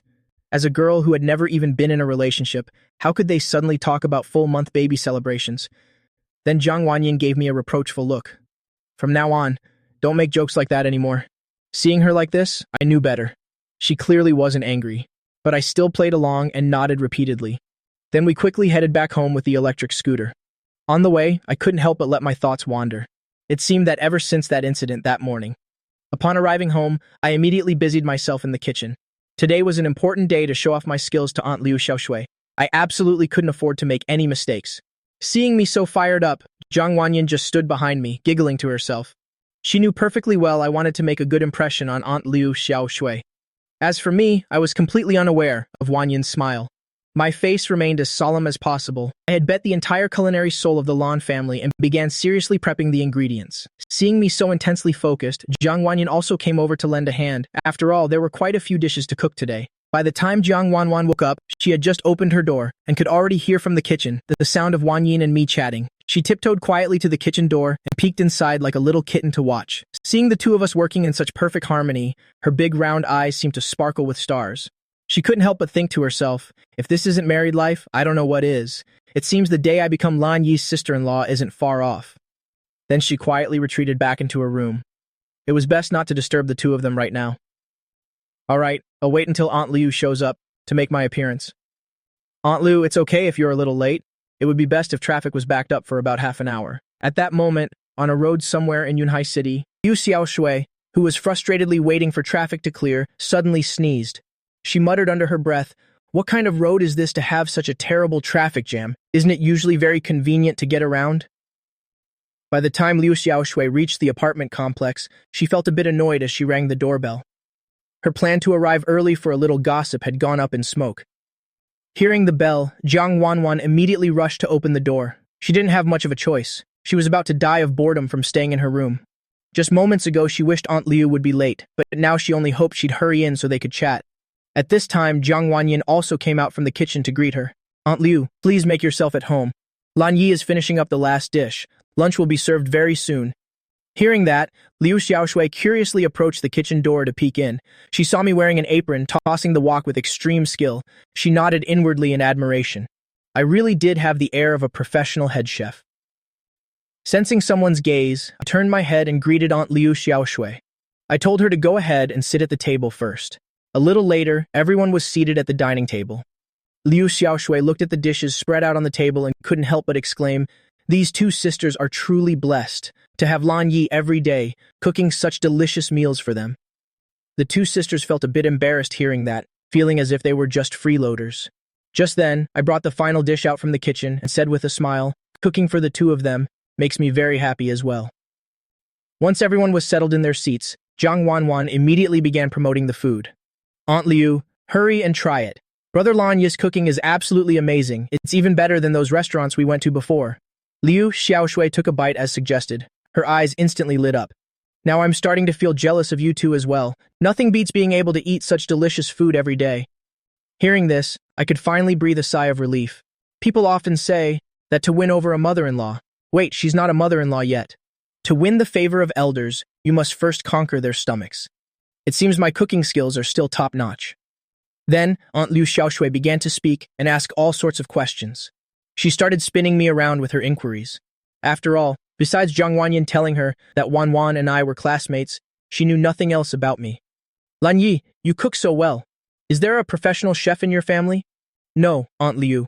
My father works in it, and my mother runs a veterinary clinic. Mostly, I just have a passion for cooking, so I taught myself."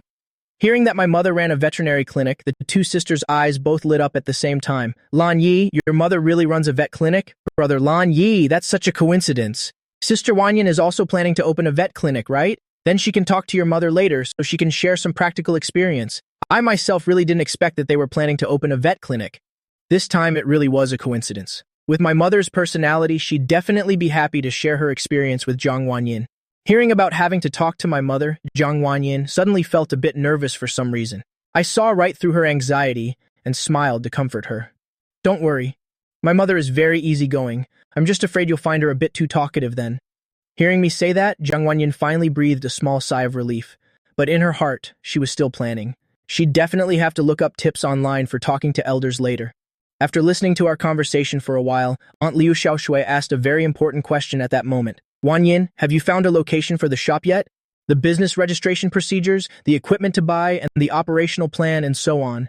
Have you taken care of everything?" Jiang Wanyan paused for a moment, hearing that, then began to explain her preparation status. "I've looked thoroughly into the procedures for opening the shop. I've also checked prices for the necessary equipment at peat markets and online. It's just that finding a location is proving to be a bit difficult." Liu Xiaoshui smiled very casually after hearing that. "How about I contribute some investment capital for you?" Jiang Wanyan immediately shook her head vigorously. Aunt Liu, you don't need to go to such trouble. I want to try experiencing it on my own. I'd feel very guilty constantly bothering you like this. As soon as she finished speaking, Liu Xiaoshui's expression immediately became unhappy. Why are you two sisters always so formal with me? Why do you always keep such a distance? I've always considered you two as my own daughters. What's wrong with a mother helping her own daughter? Jiang Wanyin saw that Aunt Liu Xiaoshui was starting to get genuinely angry. She had to hurriedly nod in agreement. She'd have to ask for her help in finding a location for the shop. As soon as Liu Xiaoshui heard that, knowing she had accepted, her face instantly brightened. Her smile was so fresh and radiant. She had long since figured out the personalities of these two sisters. This tactic was truly invincible. It had never failed. From then on, occasional bursts of laughter rang out around the table. The atmosphere became extremely light. It felt as cozy as a real family dinner. After finishing the meal and lingering to chat for a while, Liu Xiaoshui stood up to prepare to leave. Before going, she kindly gave the two sisters a few more words of advice. No matter what happens, you must definitely let me know first. What happened to Jiang Wanyin last time had always been a major concern in her heart. She truly couldn't believe it had happened right under her nose, and yet those two had even dared to keep it secret. Just then, I also planned to head back to my room to prepare for my next class, so I walked out the door at the same time as Aunt Liu Xiaoshui. Just as the apartment door closed, Liu Xiaoshui suddenly turned and stared at me. Between those two sisters, who do you actually like more? That unexpected question caused the smile on my face to freeze instantly. Then I looked at Aunt Liu Xiaoshui with eyes full of astonishment. Aunt Liu, why are you suddenly asking me this? I've always just seen them as my sisters. As I said those words, I felt incredibly guilty. After all, I had already kissed both of them. This relationship really was a bit of a mess. Seeing me stammer and hesitate for words, Liu Xiaoshui suddenly burst out laughing. Earlier, while sitting at the table, the way the two sisters looked at Lan Yi was clearly ambiguous. That level of intimacy made even her feel a bit envious. She was already over 40 years old this year. Perhaps she'd never have any intention of getting married or having children. These two sisters were the only family she had left, so in choosing a son-in-law, she definitely had to consider very carefully. Now she realized I clearly had some intentions in this matter too. Seeing that, she felt somewhat reassured. After all, at this moment, she felt a son-in-law candidate like me was quite satisfactory. My character was beyond reproach, and I could cook extremely delicious food. My temperament was also very kind and gentle, but the most crucial thing was that I truly treated the two sisters well. Right then, the elevator arrived. Before stepping in, she left me with just one sentence: always love and treat those two well. After hearing that, I immediately gave a firm and solemn nod. Don't worry, Auntie, Aunt Liu. The elevator doors had just closed when Liu Xiaoshui suddenly remembered something. Wait, that's not right. That kid still hasn't told me which one he likes best. After returning to my own house, I reflected on the question Aunt Liu Xiaoshui had just asked. I found it equally headache-inducing. Living alongside the two sisters like this, I felt truly content and happy. But to suddenly be asked who I liked more between the two, that question was really beyond my ability to answer. But if I were forced to give a single answer, I would definitely say that I like both of them. After all, one is incredibly gentle and capable, while the other is so energetic and adorable. But if I were told to favor one over the other, I really could never do it. After some idle thinking, I decided to push that thorny issue aside. Let's just leave it up to fate. When it was time for class, I happened to meet Jiang Wanwan right in front of the house. Looking at the vibrant and adorable young woman before me, what more could I possibly ask for? Isn't a peaceful life like this just wonderful? Just like any other day, I stepped into the familiar classroom. Lu Tianheng, sitting nearby, asked me, about that activity tomorrow, do you plan on participating? Hearing what he said, I suddenly remembered that there was such an event. Do you have the participant list there? Let me take a look. My roommates perked up their ears to eavesdrop when they heard that. They even kept stealing glances over here. I scanned through the list once, seeing that Jiang Wanyuan was not participating. After feeling relieved, I nodded. All right, count me in too. I'll go earn some merit points too. Hearing that, my roommates all wore knowing expressions. They had been snooping around for the past few days. Those two girls suspected to be Linya's girlfriends haven't shown anything unusual lately. Only one of them is participating in this activity. Doesn't that mean we found her? He said he's going, which means it's related to the girl joining this event in the evening. When I said I had things to do tomorrow morning and probably wouldn't be back for lunch, the two sisters didn't have any objections. After all, I can't be by their side every single moment. Moreover, Jiang Wanyin's cooking skills have improved significantly. She can already whip up some delicious dishes, but the moment the weekend was mentioned, Jiang Wanyuan started getting excited again. Lin Yi-oppa, let's go out together again this weekend, okay? Of course, where do you want to go? Of course, I agreed without a second thought. Being able to hang out with the two of them is truly life's greatest joy. Thinking for a moment, Jiang Wanyuan said, how about we go to the amusement park? It's been so long since I last went with Ani. I smiled and nodded and said, all right, I haven't been to the amusement park here either. Hearing that, Jiang Wanyuan beamed a radiant smile. Then Uni, it's a date. Jiang Wanyin felt the same way. As long as the three of us are together, anywhere is fine. And so, the plans for the amusement park this weekend were set. Early the next morning, I woke up very early. My class was scheduled to meet at 7 a.m. The meeting point was at the school's back gate. Because the number of participants met the requirements, Liu Tianheng specifically requested the school for a campus bus to take everyone to the central park. I cycled to the back gate and found a place to park. After parking carefully, I walked over to the bus. Liu Tianheng was taking attendance with the teaching assistant by the bus. I gave a greeting and stepped onto the bus. As soon as I boarded, I heard my roommates calling out loudly, "Lin Yi over here to carry out their plan." Those guys had rushed onto the bus early to wait and intentionally sat right behind the target girl, just waiting for me to walk right into their trap. Hearing them call, I walked toward the back of the bus, but just as I was heading back, suddenly, I felt someone grab my hand, feeling the familiar smoothness against my palm. I looked down to the side. I froze for a moment because the seat back was quite high and the person in front of me was quite petite. I hadn't noticed her just now. I looked at the expressionless Jiang Wanyuan. My heart felt like it skipped a beat. Jiang Wanyuan then let go of my hand, quietly patted the seat next to her, then turned her head to look out the window, ignoring me completely. Seeing that, I could only purse my lips and sit down, then hurriedly spoke up, intending to explain. "Wanyuan, listen to me first." But before I could finish, she cut me off with an icy face. "Talk once we're off the bus." After saying that, she turned away again, gazing out the window, looking at Jiang Wanyuan's cold demeanor. I was suddenly in a turmoil. What I feared most had finally happened. Jiang Wanyuan had become distant with me too. I sat there with a heart tangled like silk, starting to organize what I needed to say once we got off. Actually, while I was parking earlier, Jiang Wanyuan had already spotted me. Though she was a bit puzzled as to why I was appearing here, she still intended to get off to say hello, but then she saw me walking straight toward the campus bus. At that moment, suspicion rose in Jiang Wanyuan's heart, and the moment she heard Mu Yaming call my name, she finally confirmed everything. The Lin Yi in class was indeed her Lin Appa. Her heart was far from calm at that moment. She wondered why I had deceived her, and even refused to meet her at school. Was it because I didn't want anyone to know we were close? Or was it because he felt something was wrong with her? The more she thought, the more hurt she felt. Her nose felt a stinging sensation. She was on the verge of tears, and at the back of the bus, my roommates had witnessed the entire scene. All of them gaped in shock, frozen in place without moving a muscle. At this point, I felt extremely restless, anxiously watching Jiang Wanyuan as she stared out the window. I desperately wanted to say something, but every time I opened my mouth, I ended up swallowing my words. Through the reflection on the glass, I realized Jiang Wanyuan's eyes were rimmed with red. Tears were pooling in the corners of her eyes, looking like she was desperately trying to suppress her emotions to keep the tears from falling. Seeing this sight, my breath hitched, my heart stung as if pricked by needles. How could I let this lively, lovely girl cry? I fumbled to take a tissue out of my pocket, gently wiping away the tears from her eyes.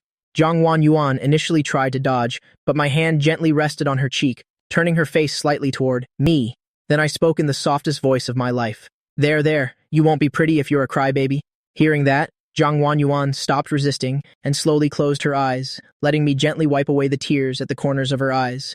After cleaning her tears, I finally let go of her small, smooth face. Feeling my hand leave, Jiang Wanyuan immediately turned her face away again, returning to gaze out the window without saying a word, but no more tears flowed from her eyes. Seeing her like this, my heart was still a bit awkward. Then I caught a glimpse of her small hand resting on the armrest. I reached out and grabbed it immediately. Whatever, you'll just do something first and worry about it later.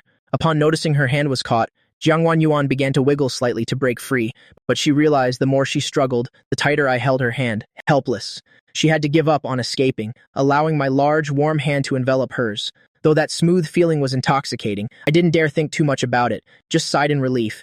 It seemed there was still hope to fix things. Not long after, Jiang Wanyuan's friend walked up to us. She looked at me sitting next to Jiang Wanyuan with curiosity, wondering to herself, why is he sitting here? But as she moved a bit closer and saw us holding hands tightly, she immediately covered her mouth in shock. "Oh my god, can you believe it? Jiang Wanyuan is actually holding hands with a boy while sitting together," but very quickly, she broke into a knowing smile. "Oh, you two actually look quite good together, so incredibly cute." Then she didn't disturb us anymore. Instead, she just found an empty seat and sat down, planning to ask Jiang Wanyuan for the full story later. Almost everyone on the bus, seeing this scene, reacted with the same level of astonishment. The Ice Queen Jiang Wanyuan is actually with Lin Yi. Realizing all eyes were on her, Jiang Wanyuan began to feel self-conscious. She thought to herself, "Oh no, why is Lin Appa still holding my hand like this? Doesn't he see everyone is watching? Is he planning to hold my hand the entire way?" Jiang Wanyuan had guessed correctly. I really had no intention of letting go, and it wasn't just for the duration of the trip. But until I could clearly explain everything to her, as the bus started moving, under everyone's gaze, we continued holding hands all the way to our destination. Until we arrived, everyone on the bus scrambled to get off, but Zhang Yuan and I remained seated without moving, waiting until almost everyone had disembarked. Only then did I stand up, just as Zhang Yuan breathed a sigh of relief, thinking I would finally let her go. To her surprise, even though I stood up, my hand was still tightly clasping hers. She was stunned into a daze. Is he planning to lead me along like this? Seeing Zhang Yuan still sitting there refusing to get up, I didn't rush her, just kept holding her hand, standing to the side, staring at her. Seeing this, Zhang Yuan started struggling to be released again, but I held on even tighter, as if fearing she would run away. In her helplessness, she could only stare at me with a blank face. The two of us stood on the bus, having a staring contest, but then the teaching assistant's voice urged everyone to get off. Zhang Yuan finally gave in. She slowly stood up, allowing me to lead her away by the hand. Once we were off the bus, the surrounding classmates saw us still holding hands. Everyone was extremely surprised. This immediately caused Zhang Yuan to feel flustered. Her small face flushed deep red. Finally, unable to bear it, she started whispering her plea. "Can you let go of my hand first?" I looked down at her, then decisively shook my head and didn't let go. "I'm afraid you'll run away." Hearing that, Zhang Yuan hurriedly said, "I won't run away. Just let me go for now, okay?" After hearing that, I didn't say anything else, just shook my head again. At this point, Zhang Yuan was at a loss, could only stare at me blankly as I continued to hold her hand tightly. I really didn't want to let go of her small hand for even a second, fearful that the moment I let go, this lively, lovely Zhang Yuan would drift away from me. The teaching assistant began giving out instructions and distributed some first aid kits, then declared everyone dismissed. Everyone was free to move around now, waiting until everyone else had moved away. The flush on Zhang Yuan's face finally faded a bit. Now she was no longer wearing an expressionless face, but instead, with a huffy, angry look, she pulled me along, heading toward a deserted small path. When we reached a small, empty pavilion, Zhang Yuan finally turned to look at me and said, "All right, you can start explaining yourself now." Looking at her adorable pouting face, my heart felt a bit lighter. Thank goodness, it's still the Zhang Yuan I know. So I began my explanation. Actually, I didn't hide this from you on purpose. From the very beginning, I really wanted to tell you that the two of us were classmates all along, but I was afraid our relationship would change, so I never dared to say it out loud. Zhang Yuan asked with an angry face. "Does my sister know about this?" I replied a bit awkwardly. "She knows already." Hearing the answer, Zhang Yuan's expression became even more furious. She started muttering under her breath, "Great, so Ani hid it from me too. Just wait until I get home and deal with her," watching her mumble to herself. Wan Yuan. Anxiety started to rise in my heart again. Wan Yuan, please don't be mad anymore. You can punish me however you want." Hearing that offer, Zhang Yuan's eyes darted around for a moment, but she still intentionally acted very angry. "Then you have to confess exactly how you've been lying to me." I began to sincerely confess how I had hidden the truth from her, about the fact that we were in the same class. Once I finished my confession, Zhang Yuan carefully recalled everything. It's true, there were too many suspicious points before. First, we were the same age, then accidentally seeing your silhouette, and we even went to school and came home together every day. How could there be so many coincidences in the world? Thinking about this, Zhang Yuan continued to act like she was very upset, as if she would only stop if she were properly pampered. But in reality, she was no longer angry with me, because she realized I was still the same Lin Appa who treated her well. Seeing me standing there with a worried face, Zhang Yuan secretly laughed in her heart, then deliberately continued her sulking act. "What, do you find me too cold at school?" She spoke while putting on her usual "don't come near me" face. I hurriedly waved my hands in protest. "No, absolutely not. No matter how you are, I still find you incredibly adorable." Hearing the desired answer, Zhang Yuan almost laughed and had to quickly regain her composure. "Then why were you so afraid of this face of mine? Afraid I'd give you a cold shoulder?" "I didn't mean it like that. I was just afraid you wouldn't call me Appa anymore." At this point, I felt a bit embarrassed myself. Zhang Yuan didn't say anything more after hearing that, because she was afraid if she spoke, she'd instinctively call him Lin Appa. The two of us continued walking along the small path, holding the trash-picking tongs in our hands, but neither of our minds was on the cleaning task. When we reached the side of a staircase, Zhang Yuan was walking with her head down. Her steps were a bit distracted and unsteady until her foot suddenly slipped. She fell onto the stairs with a thud. "Ouch!" She let out a small cry of surprise, then fumbled to stabilize herself. I reacted very quickly. I reached out to grab her wrist, but because the stairs were too steep, Zhang Yuan still ended up sitting on the step. I immediately crouched down, putting my hands on her shoulders. My eyes were filled with endless worry. "Wan Yuan, are you okay? Does it hurt anywhere?" Zhang Yuan was actually just a bit startled. Her ankle felt a bit sore from being twisted, but seeing Linya's frantic expression, a surge of immense grievance suddenly rose in her heart. She slightly bit her lip, and her eyes began to redden. She said in a whiny tone, "My foot hurts a bit. I think I twisted it." I didn't say anything, gently rolled up her pant leg, then carefully pulled down her sock, examining her ankle with great care. Zhang Yuan felt a bit shy from that focused gaze. She slightly pulled her foot back, then muttered softly, Actually, it's not that serious. I'm really okay. She looked up at me. My brows were still knitted in worry. Jiang Wanyuan blinked several times. Suddenly, an idea popped into her head. Her voice carried an irresistible coquettishness, but my foot hurts so much every time I take a step. Maybe. You can carry me on your back? I was dazed for a moment, but then I immediately bent down, turned my back to her and said, "Hop on." The corners of Jiang Wanyuan's mouth curved into a bright smile. She gently climbed onto my back, wrapping her arms tightly around my neck. I held her legs firmly, then slowly stood up.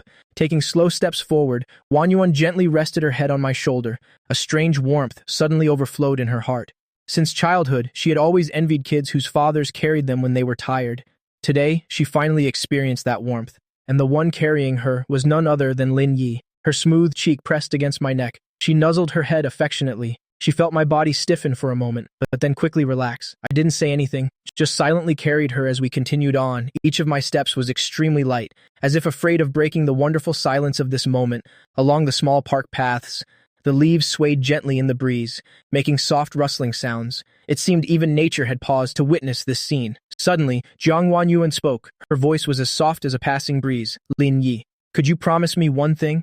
My footsteps came to a halt. My heart suddenly began to race. It was rare for her to call me by my full name like this. I felt a bit nervous. My voice became a little stuttery.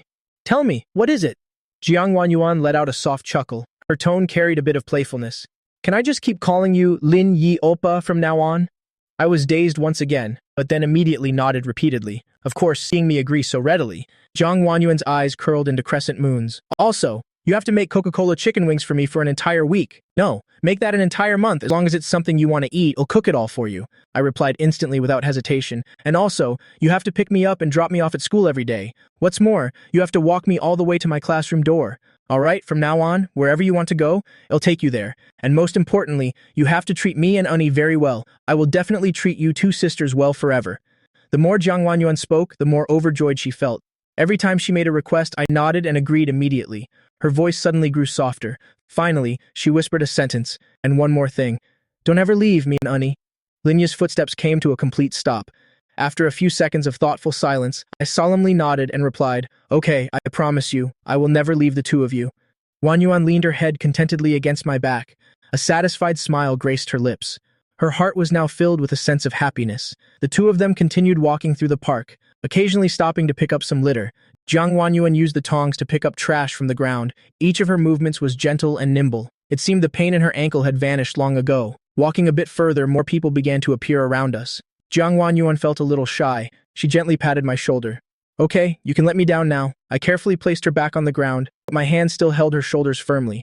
"I'm just afraid your foot will slip and you won't be able to stand." Jiang Wanyuan looked down at her foot. Actually, her foot had been fine for a long time, but catching the curious gazes of the people around us, her face suddenly turned rosy pink. Her steps also became a bit shy and hesitant. I quickly noticed her awkwardness. Softly asked, "Does your foot still hurt?" Jiang Wanyuan slightly shook her head. Her voice was so small it was barely audible. It stopped hurting now. The two of us looked at each other and shared a warm smile. Then we continued walking along the small trail. It seemed the conversation earlier and the warmth from his back had become a sweet secret shared only between the two. Jiang Wanyuan hopped twice on her feet to show me that she had completely recovered. Only then did I truly feel at ease. This was also the first time they were physically apart since getting on the bus. After that, they continued to stroll leisurely through the park, even though neither of them was familiar with the place. They didn't feel bored at all. On the contrary, the presence of the other made the trip even more enjoyable. However, the classmates they met kept looking at them with curiosity. This made Jiang Wanyuan feel a bit flustered, especially when my roommates passed by them, muttering, "Women only slow down the speed of my blade drawing." I suddenly felt a wave of non-negligible embarrassment. I muttered to myself, "It's not like I'm dating anyway. Why do I feel so shy all of a sudden?" Jiang Wanyuan recognized them as Lin Yi's friends. She asked curiously, "What did they mean by that?" I was suddenly tongue-tied, not knowing how to answer. Should I tell her that I used to not care about romance? I really didn't want to bring that up in front of her, so I just made up a random excuse. Actually, they were just talking about my typing speed. I still had more to say, but as soon as the words left my mouth, I regretted it, because usually when browsing author groups, the common saying is, "Women only slow down my writing speed." I didn't expect to let that secret slip out of my own mouth. Jiang Wanyuan's eyes suddenly lit up, as if a light bulb had just been switched on inside them, shining with a look of boundless admiration. "Lin Yi Oppa, you're so talented. What novels have you written? What is your pen name?" Lin Yi suddenly felt his scalp go numb. Of course, I had no intention of revealing the books I'd written, especially the content that made me feel extremely embarrassed. I chose to remain completely silent, hoping to just gloss over it. However, Jiang Wanyuan didn't seem to have any intention of letting me off the hook. She stepped forward and hugged my arm tightly, hanging her entire weight off of it, shaking it back and forth while acting coquettishly. "Oh, come on, Lin Yi Appa. Just tell me already, I swear I'll only take a quick peek." I immediately surrendered. I could only reluctantly agree. "All right then, I'll only tell you the title of one book." In my mind, I quickly filtered out the most serious book I had ever written. Then I told the title to Jiang Wanwan. Jiang Wanwan's eyes curved into crescent moons as she smiled. In her heart, she had already made up her mind. She was determined to read through all of Lin Yi's works once she got back, to see what kind of person he really was deep down inside. Snapping back to reality, my face suddenly turned pale. I realized I had made a fatal mistake. I had been posting stories under the same account for years. Those novels were filled with my dark history. I thought with regret, I'm doomed. Everything is going to be exposed now. Jiang Wanwan noticed the change in my expression. She chuckled secretly in her heart. She pretended to be innocent and said, "Don't worry, brother Lin Yi. I will only search for this one book." I knew perfectly well in my heart this was just her stalling tactic.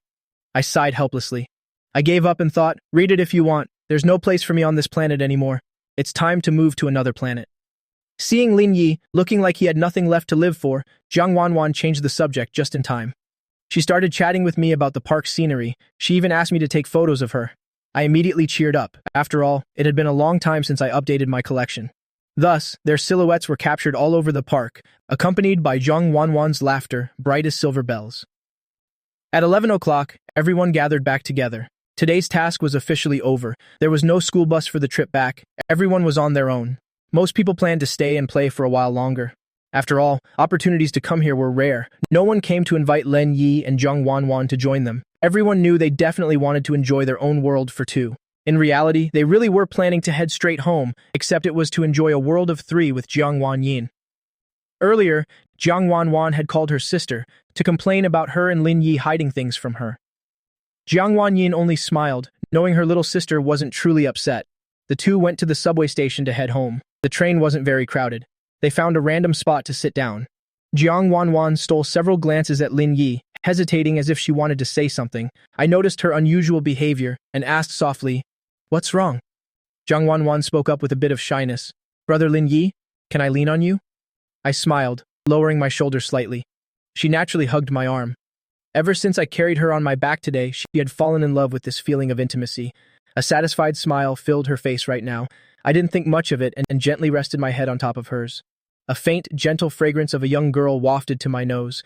My heart felt a sense of pure tranquility. After the subway arrived at the station, they walked out of the carriage together. Jiang Wanwan's eyes were fixed ahead, but her hand waved slightly in front of me, as if hinting at something. I laughed helplessly, feeling that Jiang Wanwan was being overly sweet today. Still, I took her hand. Feeling the warmth from my palm, Jiang Wanwan gave a knowing smile and pulled me toward home. When they got downstairs, Jiang Wanwan started acting spoiled again. "Brother Lin Yi, can you carry me upstairs?" I didn't refuse, and directly bent down. Jiang Wanwan giggled and climbed onto my back, wrapping her arms tightly around my neck. She had wanted to relive this feeling for a long time. It's just that there were too many people on the road, so she felt shy. Only when they reached the bottom of the building could she no longer resist speaking up. I carried her toward the elevator, feeling her small face rubbing back and forth against my neck. An indescribable itchiness tickled my heart. The elevator doors slowly opened, and several pairs of eyes inside all turned toward them at once. I froze instantly. Jiang Wanwan also opened her eyes. With just one look, she hurriedly buried her face in my back.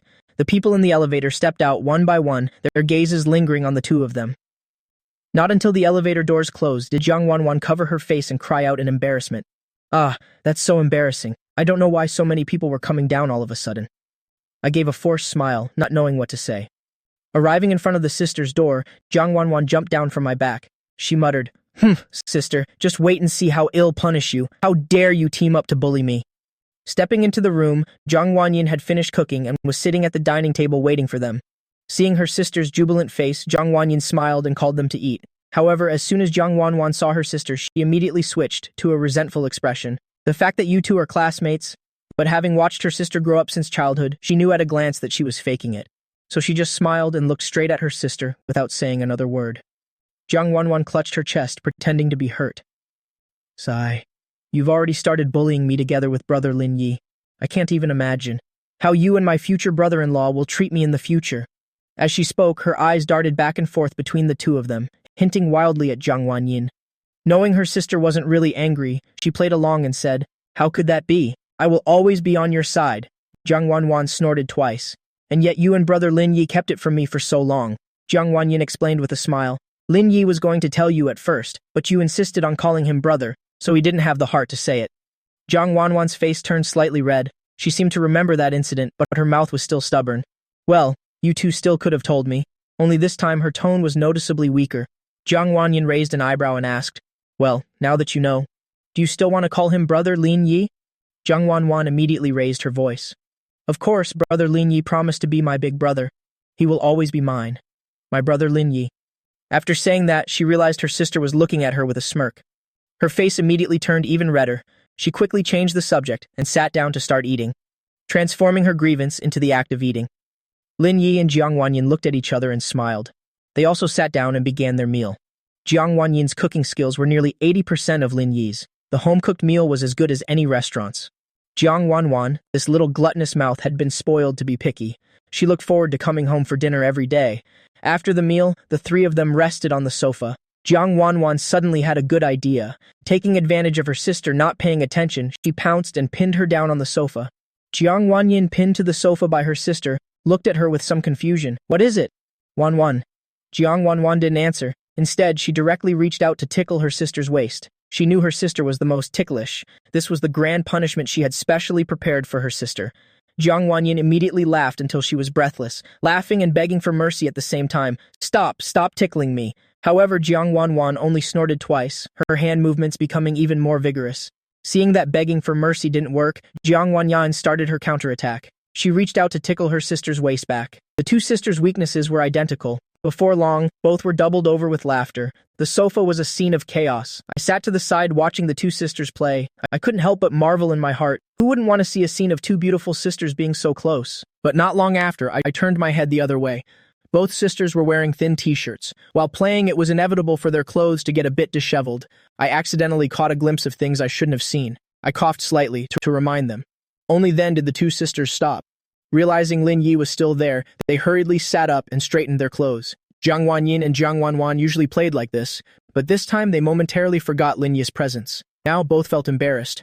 I awkwardly added a sentence. "I didn't see anything, okay?" This sentence, on the contrary, made the sisters' faces turn even redder. Jiang Wanwan glared at me. She muttered under her breath, "It would have been better if you hadn't said that." I also realized I had slipped up. Quickly changing the subject. Remember to come over for dinner tonight."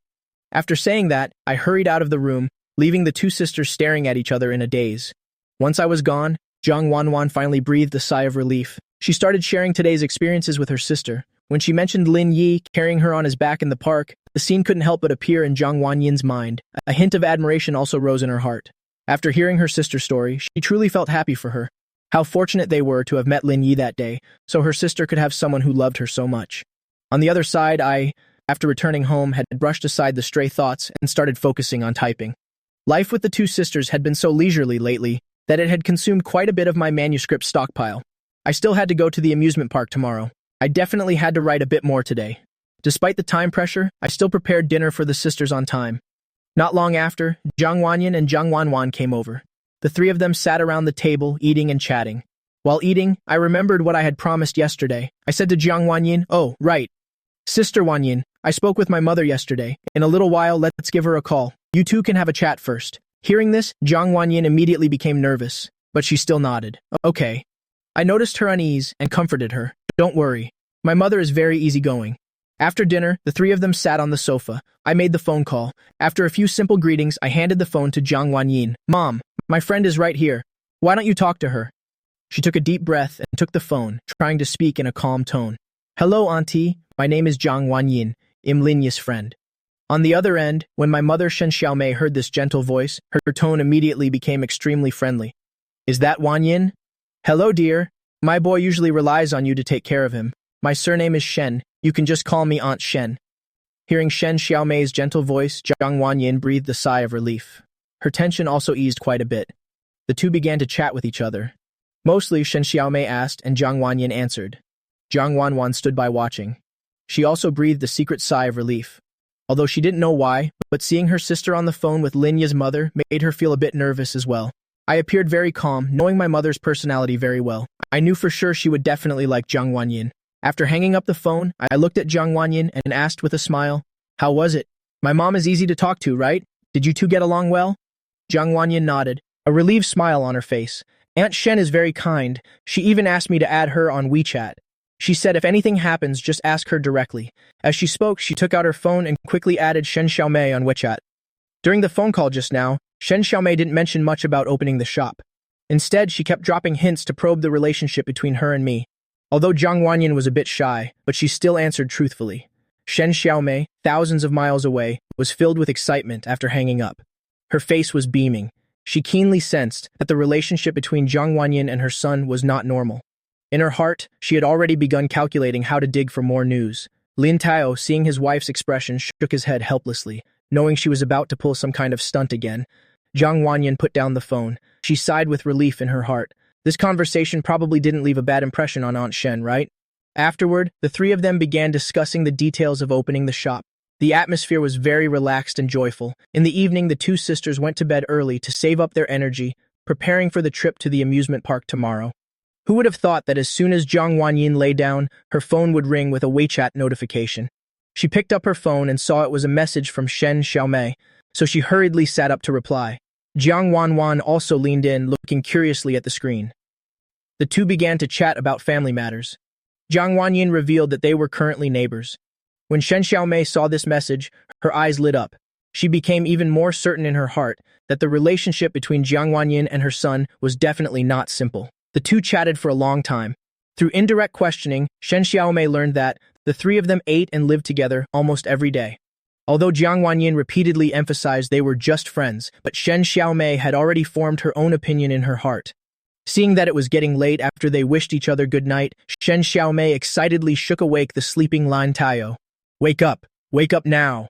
We can start preparing the betrothal gifts for our son." Lin Tao was dazed and didn't understand anything. As for the two sisters, Jiang Wanyin put down the phone, a smile appearing on her lips. Jiang Wanwan tilted her head, squinting her eyes with a smile at her sister. "I think Aunt Shen has probably already considered you her daughter-in-law."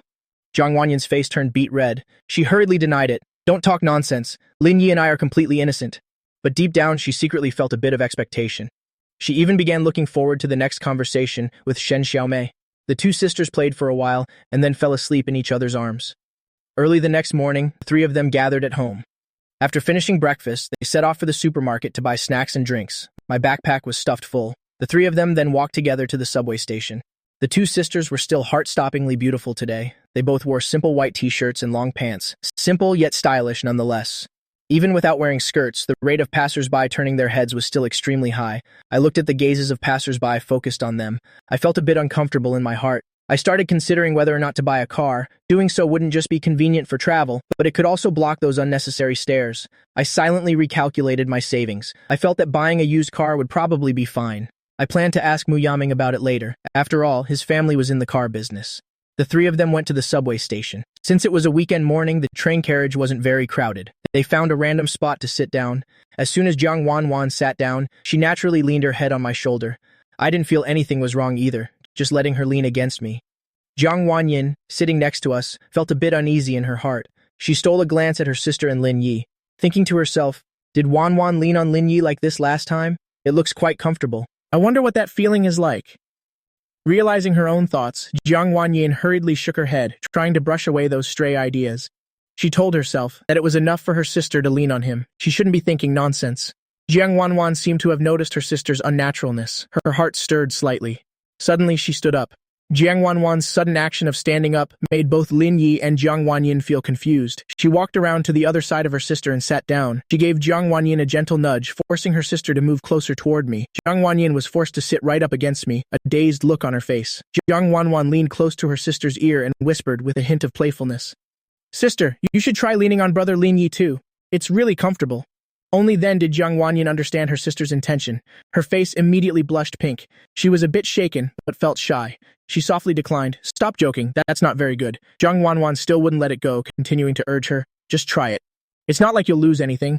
She glanced at Lin Yi, seeing that I had slightly lowered my head and my shoulder was also lowered a bit. It seemed I was also cooperating. In her heart, she felt even more triumphant. Jiang Wanyin finally couldn't resist the temptation and slowly rested her head on Lin Yi's shoulder. A faint familiar scent from me wafted to the tip of her nose. She gently closed her eyes. A surge of warmth rose in her heart. It felt as if the entire world had suddenly become quiet. Seeing that her sister finally agreed to lean on him, a spark of excitement flashed in Jiang Wanwan's eyes. She thought to herself, it seems I have to push the boat for sister even more in the future. Otherwise, this status of mine as a sister-in-law might never become official. I looked down at Jiang Wanyin leaning on my shoulder. The corners of my mouth curled up slightly. I turned to look at Jiang Wanwan, using my gaze to signal to her that there was still another empty shoulder here. Jiang Wanwan shook her head again and leaned gently against her sister. Thinking in her heart, I already leaned by myself last time. This time, it should be sister's turn. The three of them sat in a row like that, quietly enjoying this journey on the subway. Occasionally, light vibrations transmitted through the carriage, but no one had the heart to break that peaceful atmosphere. Sister, wake up, we're almost there. Jiang Wanwan's voice rang in her ear. Jiang Wanyin slowly opened her eyes. Only then did she realize she had fallen asleep. Her face immediately turned red. She hurriedly sat up straight. Lin Yi and Jiang Wanwan looked at her, teasing smiles on their faces. Jiang Wanyin shyly lowered her head, but in her heart she couldn't help but recall the feeling from just now. That warmth and sense of security, it made her start to feel a bit of fondness for this sense of intimacy. After getting off the train, the three walked out of the subway station together, heading toward the main gate of the amusement park. Jiang Wanyin walked in the middle, stealing a glance every now and then. A bit of sweetness rose in my heart. Jiang Wanwan skipped and hopped alongside, her face full of anticipation. The gate of the amusement park drew closer and closer. The moods of all three also became noticeably more excited. Jiang Wanyin took a deep breath, thinking to herself, today might be an extremely special day. Jiang Wanwan excitedly pulled Jiang Wanyin and Lin Yi into the amusement park like a happy little bird. She dashed straight toward the swing ride area, her eyes sparkling brightly. Let's play this one first. The three of them quickly reached their turn. Jiang Wanwan sat in the middle, her small legs dangling and swaying slightly. Her face was filled with eagerness. Though Jiang Wanyin wasn't as excited as her sister, a gentle smile always played on the corners of her lips. I looked at them, a bit of regret in my heart, without capturing this warm moment. The Ferris wheel began to move. Jiang Wanwan's laughter echoed through the air with every rotation. After it finished, she was still incredibly excited, dragging both of us straight to the next ride. This time, I learned my lesson. Taking out my phone, I snapped photos of the sisters constantly. They looked especially beautiful today. I couldn't help but press the shutter a few more times. Seeing how focused I was, the two sisters smiled and posed in all sorts of ways. Suddenly, a girl in a JEC uniform blocked my path, staring at me coldly. She even took out her phone to record me. Guys, who can even understand this? Encountering another pervert who stalks and takes secret photos, following these two beautiful sisters the whole way. What a total buzzkill. Her voice was shrill and piercing. People around us started to turn and look, whispering and pointing fingers. A few young men even gathered around, acting like heroes saving damsels in distress. One of them stood next to the sisters. He spoke out indignantly. Don't worry. This voyeur won't get away. The two sisters looked at each other, with expressions as if they were looking at an idiot. The corner of my mouth twitched. I cursed silently in my head. Where do I even look like a voyeur? I stepped forward. But that young man blocked me. I gave him a cold glare. If you want to show off, don't do it in front of my people. The sisters weren't polite either. Please, just go away. The three of us stood close together. I put my arms around their waists, looking provocatively at that girl. Hey, lady, which of your eyes is having a problem? Can't you see we're together? The crowd finally understood. They all began to disperse. Before leaving, they didn't forget to cast admiring glances my way. That young man was so embarrassed he didn't know where to hide his face. He quietly slipped away. That girl's face looked terrible, but she still stubbornly muttered into her phone to slander the three of them. My expression grew darker and darker. Just as I was about to speak, someone suddenly shouted, I've seen this girl in a video before. The title said 1,000 yuan. The quality was just average. The crowd immediately broke into a stir. Everyone started mocking whether she was even worth that much. The girl's face turned pale. In a panic, she screamed, You're lying! I'm worth 2,000 yuan, okay? After saying that, she covered her face and ran for her life. The sisters and I looked at each other and burst out laughing. We continued our journey through the park, watching some guests chase after her to haggle the price. The three of us stood there with our jaws dropped in shock. Jiang Wanwan couldn't help but exclaim, Coming to the park and getting to see such a good show. It's definitely worth it.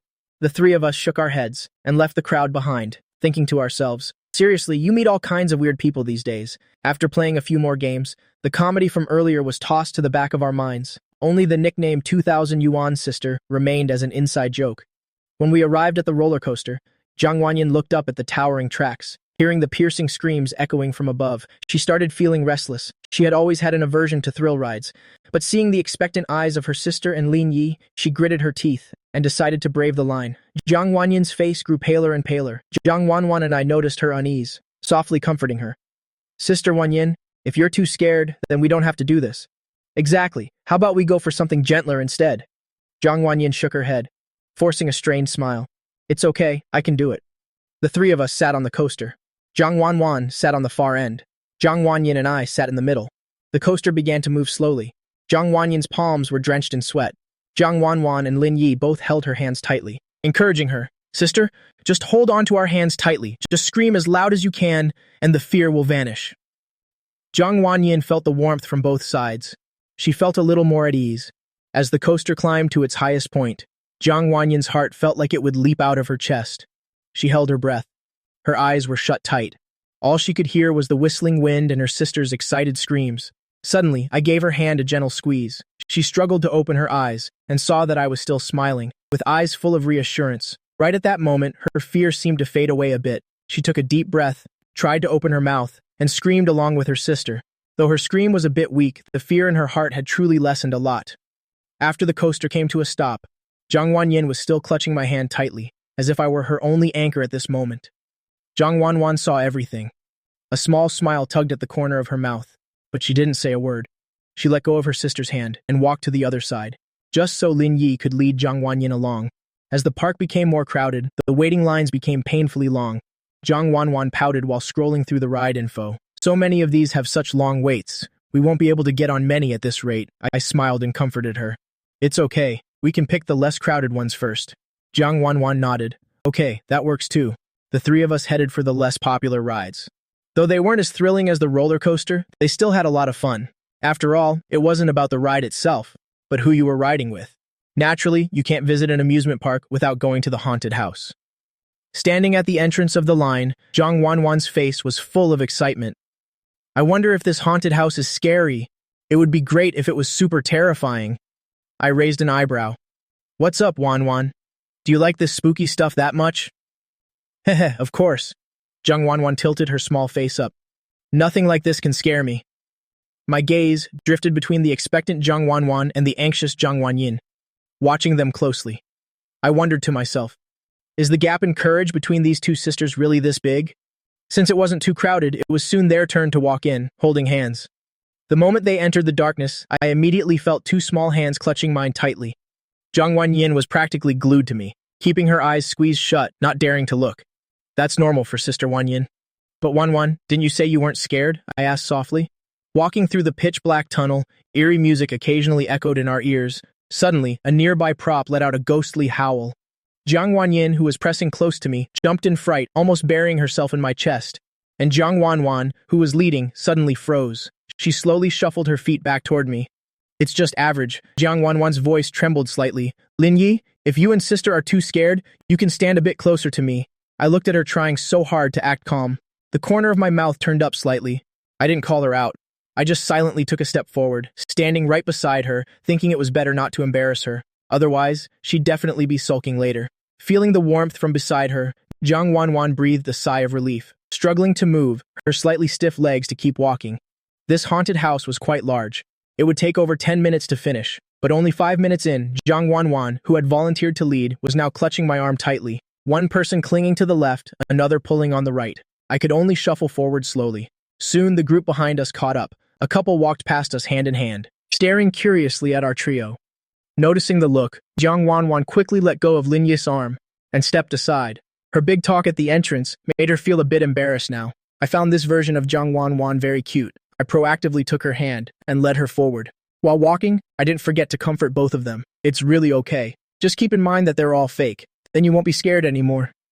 Since entering the haunted house, Jiang Wanyin hadn't even opened her eyes once, relying entirely on me to guide her through.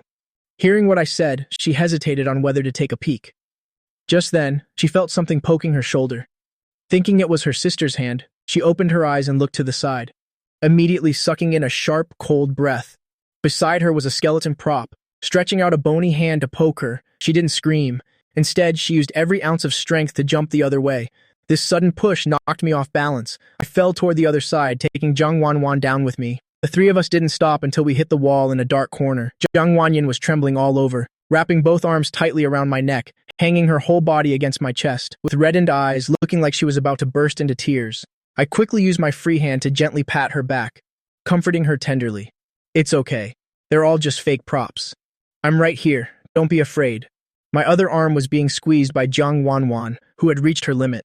At this moment, with my back against the wall, arms full of both sisters, I couldn't move at all, being pressed tightly against the wall by them. The sisters were immersed in the reassuring scent near their noses, feeling their fear gradually melt away. Waiting until a few groups of people had passed, the two in my arms finally began to stir. Lucky for us, it was pitch black. Otherwise, the three of us would have been mistaken for new props for people to look at. Zhang Wanyan seemed to have calmed down a bit. She let go of my neck, but immediately hugged my arm instead, holding it tight against her, looking up at me. Zhang Wanwan, on the other side, noticed her sister's move. She also opened her eyes to look at me. Seeing those two pairs of large eyes sparkling in the dark, I tested the waters. Shall we head out? Though both missed the feeling of being in my arms, it wasn't very practical to stand there forever. The two sisters nodded in unison, so I continued guiding them along the path, one on each arm. Just a few steps in, I realized something was off. Before, I hadn't thought much about it, but now, my arms were nestled right against the sisters, being held very tightly. That strange tactile sensation made my face start to flush. The two beside me didn't notice my embarrassment at all.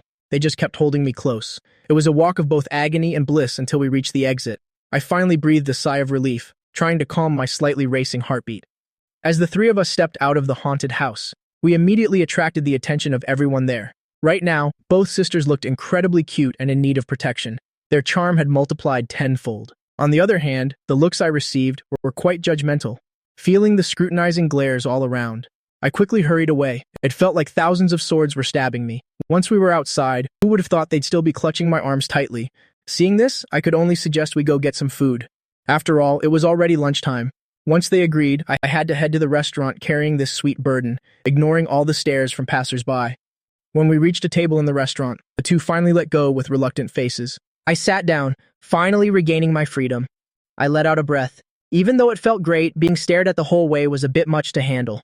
I feel like if this happens a few more times, my skin will definitely get much thicker. I took out my phone to scan the QR code and order, complaining out of habit about the expensive prices at tourist spots. I handed the phone to the sisters. They each picked out a meal set they liked. I randomly chose a dish as well. Then we sat there waiting. When my meal was brought out, looking at the plate of curry in front of me, I could only think, it looks real, way too real, constantly reassuring myself in my head. You can't judge a dish just by its appearance. I took a bite with a heart full of expectation. My face immediately twisted and deformed. I hurriedly grabbed the water in front of me and gulped it down. After chugging down half the bottle, I finally came to my senses. Good Lord, was this curry made out of salt? Seeing my miserable state, both sisters covered their mouths and giggled. Luckily, they hadn't chosen that curry. After I tried one more taste, I completely gave up. This thing clearly isn't fit for human consumption. I stared at the plate of rice with a bit of annoyance, thinking, they dare charge 45 yuan for this junk? Truly shameless. Just as I was about to go buy another portion, the two in front of me simultaneously took what they had ordered and shared half with me. Sister and Wanwan can't finish all this anyway, so please help us eat some. Zhang Wanyan said gently, that's right, Lin Yi, let's just make do with this for now. We'll have a proper feast when we get back home. Zhang Wanwan chimed in, both smiling at me. My mood instantly brightened up. First, I thanked the two of them, promising myself to cook something delicious for them personally at home. Then I pushed the salty curry aside and started enjoying the food, a meal cobbled together from all three. As expected, coming from the two sisters, it tasted absolutely wonderful, I sincerely exclaimed after finishing our happy meal. The three of us rested for a while, then continued our day of fun, excitedly playing through all the attractions in the park. Time just flew by until it was already 6 p.m. By now, even the energetic Zhang Wanwan was feeling exhausted, let alone the other two, dragging their worn-out bodies along. Zhang Wanwan led the two to the Ferris wheel. She glanced at the giant wheel, then looked at them with expectant eyes. Let's just do this one last ride before going home, okay? Using this as the finale would be pretty nice. I nodded in agreement. Zhang Wanyan naturally had no objections when it was finally their turn. The three of them stepped into a cabin. I sat on one side. The sisters sat opposite me, after a long, tiring day. Once everyone sat down, they all looked relaxed. As the wheel climbed higher and higher, the view gradually opened up. The sisters' faces were full of excitement, gazing at their smiles. I quickly captured this moment. As the cabin was about to reach the peak, Jiang Wanwan suddenly spoke up. Don't people always say that when the wheel reaches the top and you share a kiss, you'll stay together forever? Should we give it a try? Hearing those words, the other two looked at her in shock. Wait a minute, I haven't finished yet. Jiang Wanwan hurriedly explained. How about we try something else? What if we all just share a hug? Actually, she really wanted to see those two share a real kiss. But after thinking it over, she knew for sure they would never agree, so she had to switch it up a little. This way seemed much more viable. It would be much easier for everyone to accept. Both of them nodded in agreement. So, as the wheel approached its highest point, both sisters looked at me with expectant eyes. I chuckled, opening my arms wide. Seeing this, both sisters immediately threw themselves into my arms, holding both girls firmly in my embrace. I responded with a tight hug. Right as their cabin touched the summit then, no one said another word. They just stayed in that position in silence, until the cabin slowly began to descend. I finally let go. The two sisters also sat back properly. In the past, it would have surely been incredibly awkward. After stepping off the wheel, the three of us walked straight out of the park, preparing to head home. They had already planned it beforehand, that they would have hot pot together tonight. All the ingredients were already prepared. Once on the subway, this time, the sisters sat naturally on either side of me, each hugging one of my arms and resting their heads on them, then closing their eyes to catch some rest. Feeling the warmth radiating from both sides, a small smile appeared on my face, and I dutifully served as a comfortable pillow. When the train was about to reach the station, I softly woke the two sleeping beauties. The two woke up and immediately sat up straight, straightening their clothes, feeling a bit shy, because that feeling was just too comfortable. They didn't even realize when they had drifted off. Seeing their adorable embarrassment, I just smiled. Then I directly took their hands and led them toward home. The moment we stepped into the sisters' home, seeing they were so tired they could barely lift their feet, I immediately pressed them both down onto the sofa to rest, while I went to prepare the food myself. Luckily, since it was hot pot, most of the items were already prepped. I just needed to wash the vegetables a bit. Even though the sisters on the sofa wanted to help, their legs were jelly after a long day of walking. Combined with my firm insistence, they had to obediently sit and wait to be served. A short while later, the hot pot was ready. I went to call the sisters to eat, but even after resting for a while, their legs were still shaking when they tried to stand. They could only look at me with pleading eyes. Seeing that adorable sight, I obviously had to give them full service, so I sat down right between them, using my hands to support both their shoulders and help them walk toward the dining table. After enjoying the door-to-table service, the sisters' faces were filled with complete satisfaction. Then we all looked at the steaming hot pot. The three of us felt incredibly hungry. The meal at the park today was truly awful. Right now, everyone desperately needed a normal, delicious meal. As we began enjoying the tasty food, everyone agreed that lunch earlier was pure torture. Once we regained some energy, the three of us ate and chatted lively. The dining table was once again filled with joyful laughter. After eating and cleaning everything up, the clock had already struck 9 p.m., just as I was about to leave. Jiang Wanyin's phone suddenly rang. She glanced at the screen. It was a video call from Shen Xiaomei. She heard they were going to the theme park today, so she thoughtfully waited until late to call, seeing it was a video call. The sisters' faces immediately became full of worry. They quickly sat up straight to fix their appearance. Seeing them in such a flurry, I laughed and said, "There's no need to fix anything. You two always look beautiful no matter what." Even though I said that, they still quickly helped each other fix their hair. Only then did they dare to press the answer button. "Hello, Wanyin? Is calling at this hour bothering you kids?" A very gentle female voice came from the other end. "Oh, it's no trouble at all. Aunt Shen, we just finished up everything too," Jiang Wanyin replied to her politely. "That's good to hear." "Oh my, is that Wanwan beside you? Both of you sisters are just too beautiful for words." Hearing that compliment, the one who had been peeking at the screen, Jiang Wanwan, also hurried over to greet her. Both sisters looked at the figure on the screen, thinking to themselves that, is this Lin Yi Opa's mother? They really do look quite alike. As for Shen Xiaomei on the screen, her heart was already blooming with joy. These two girls are so beautiful.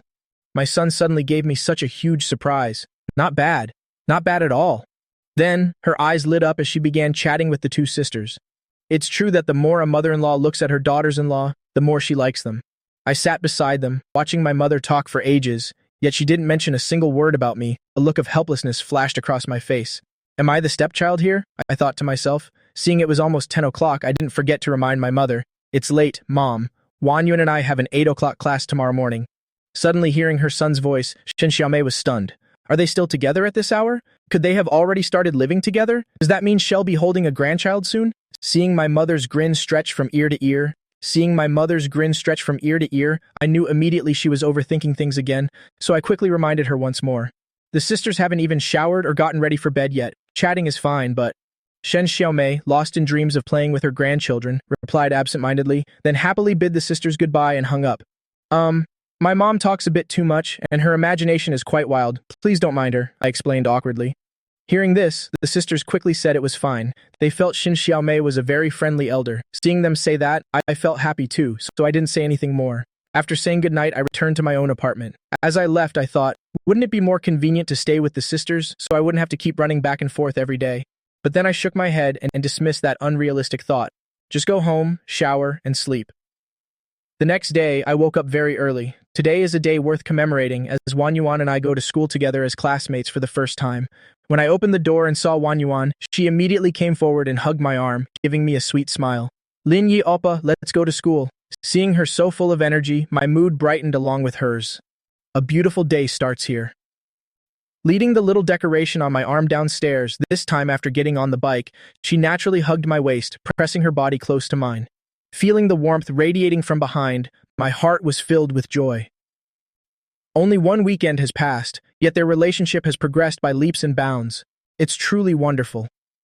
Arriving at the lecture hall building, perhaps because we were at school, Wang Yuan restrained herself a little, no longer clinging to my arm, but she still held my hand, walking all the way to the classroom. Only then did we let go. She waved at me with a smile, then ran to the front row to sit with her friends. At that moment, the classmates witnessing this all looked astonished. After all, it was rare to see Wang Yuan smiling so radiantly. Seeing Wang Yuan chatting with her friends like a young girl, I had a relieved look on my face. If possible, I naturally hope that she at school can always keep that happy expression. Under the curious gazes of everyone in class, I walked down to my old seat in the back. Watching the girls in front surround a blushing Wang Yuan, chattering about something, occasionally glancing back at me, it made me start to feel curious too, wondering what they were talking about.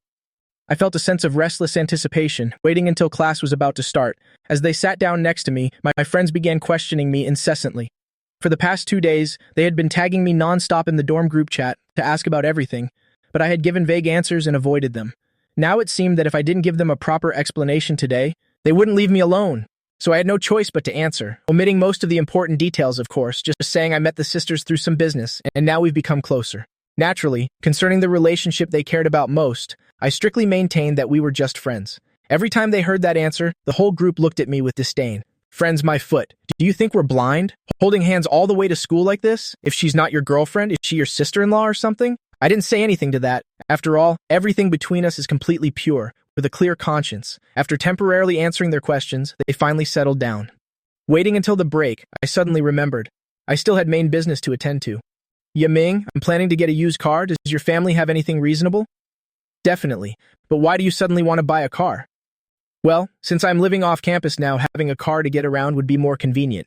You'll just buy any car. It'll do for these next 3 years. How about it? What's your budget, and do you have any requirements? I'll ask around for you tonight. As for the budget, around under 50,000 yuan, something safe and a bit comfortable.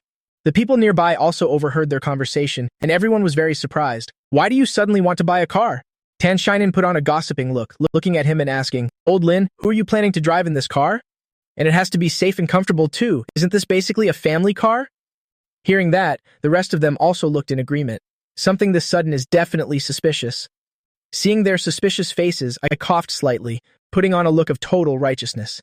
Actually, it's all for you guys. Look, aren't there 5 of us? Later we can all go out together in one car.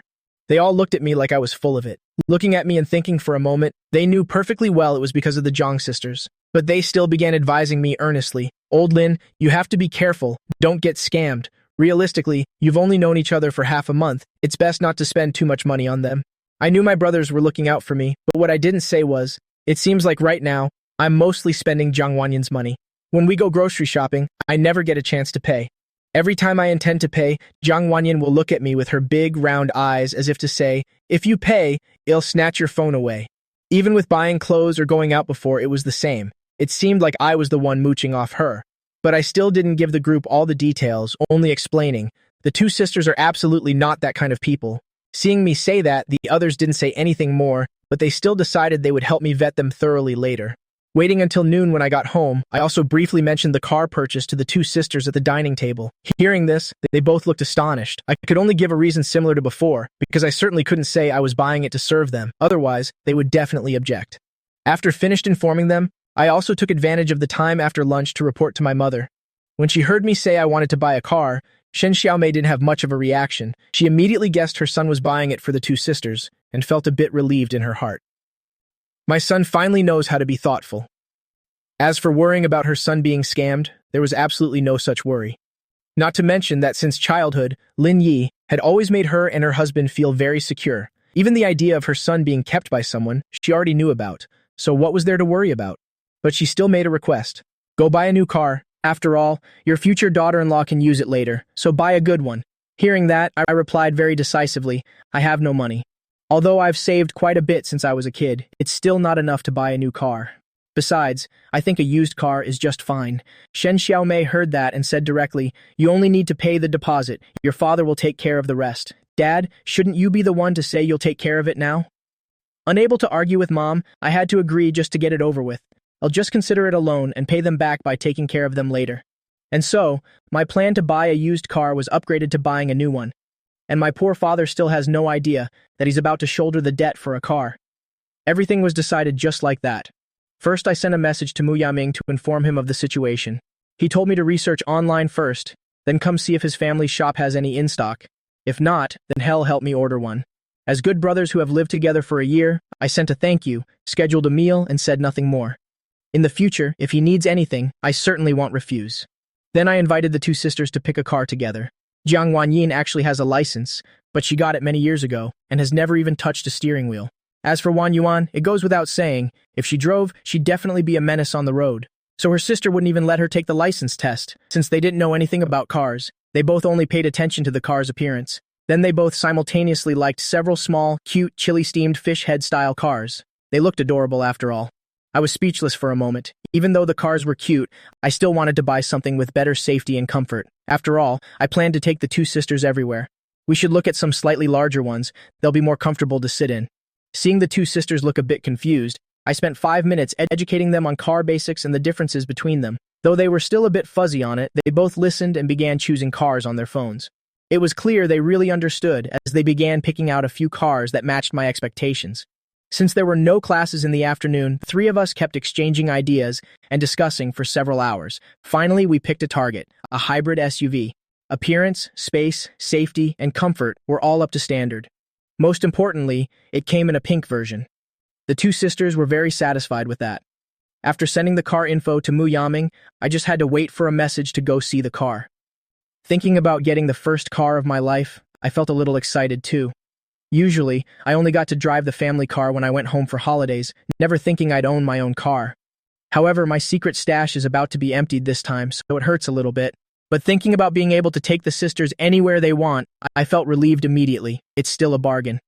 Time passed until Wednesday noon. While eating, Liu Xiaoshui called to say that she had found a shop available for lease and invited Jiang Wanyin to take a look this afternoon. Hearing this news, the other two originally wanted to go along, but because it was scheduled for 4 in the afternoon, they still had classes then, so they had to pass. Since Liu Xiaoshui was going along anyway, there was no need to worry. Since no one would be home in the afternoon, I suggested we go out to eat tonight and invite Liu Xiaoshui to join us as well. The two sisters had no problem with this. It's nice to go out for a meal once in a while. I suggested we go to a nearby hot pot place, one I often visit with my roommates. So, the two of them went to school first to meet at the hot pot restaurant after classes finished. Notifying Liu Xiaoshui was left to Jiang Wanyin. After her sister and Lin Yi went to school, Jiang Wanyin cleaned up the apartment waiting for Liu Xiaoshui to pick her up. After receiving a message, she went out to the apartment complex gate. Liu Xiaoshui was already parked at the curb waiting for her. Aunt Liu, where are we going today? Jiang Wanyin asked with a smile. To the pedestrian street. There's a shop there owned by a friend of mine. The previous tenant couldn't keep the business going, so I put in a word with them, and they said they could transfer the lease. In a bit, go in and see if you like it. Yes. Jiang Wanyin had walked through that pedestrian street many times, and she had previously considered opening a shop there. After all, the foot traffic there is very high, but she had never seen a vacant space. She hadn't expected Liu Xiaoshui to be able to find a spot here. After 10 minutes of driving, the two parked outside the pedestrian street and walked several dozen meters inside to see an emptied-out storefront. The interior was nearly 100 square meters, looking very bright and clean. So, is this large enough for your needs? Liu Xiaoshui asked. Jiang Wanyin observed the shop closely and then nodded. It's plenty. I only intended to open a small-scale veterinary clinic after all. That's great, then it's decided. Let's sign the contract today. Seeing Liu Xiaoshui preparing to call to contact them, Jiang Wanyin quickly stopped her. Aunt Liu, wait a second. How much is the rent here? Although she hoped to open a shop here, if the rent was too expensive, she would have to reconsider. Let me see. How about 5 million a month? Hearing this, Jiang Wanyin gasped in astonishment. That's far too cheap. She thought that for a location and size like this, it should be at least 10 to 20 million a month. Seeing that she didn't seem to believe it, Liu Xiaoshui explained, this is a friend's shop, she and I are very close, so she just gave a random price. That won't do, Aunt Liu, this price is too much of a difference. She didn't know if what Liu Xiaoshui said was true or false, fearing that she had rented it herself and was subleasing it to her for a pittance.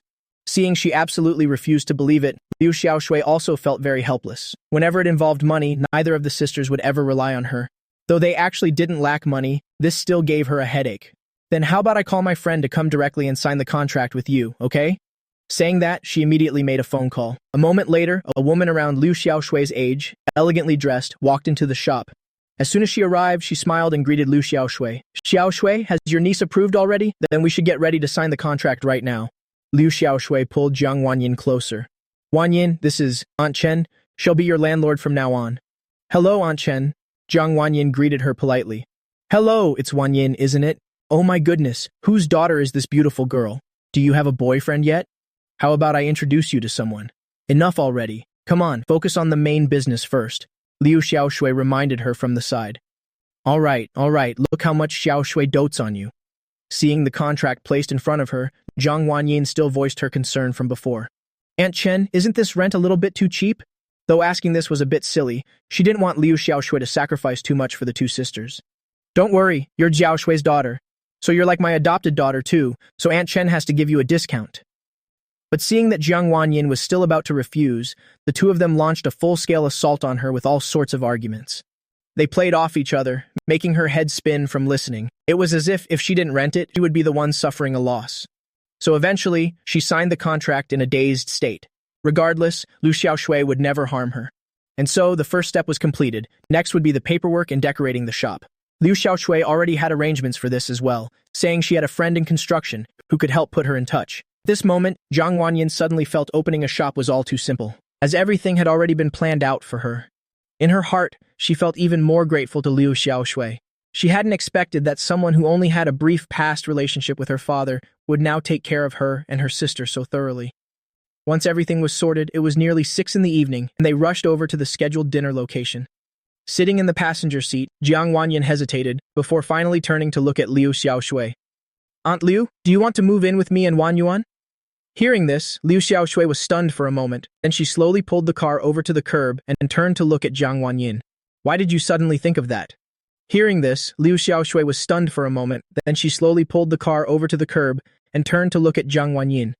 Why did you suddenly think of that? Jiang Wanyin looked at her with a sincere gaze. Aunt Liu, how well you've treated me and Wanyuan all these years, we both understand it deep down. In truth, in our hearts, we've long considered you our mother.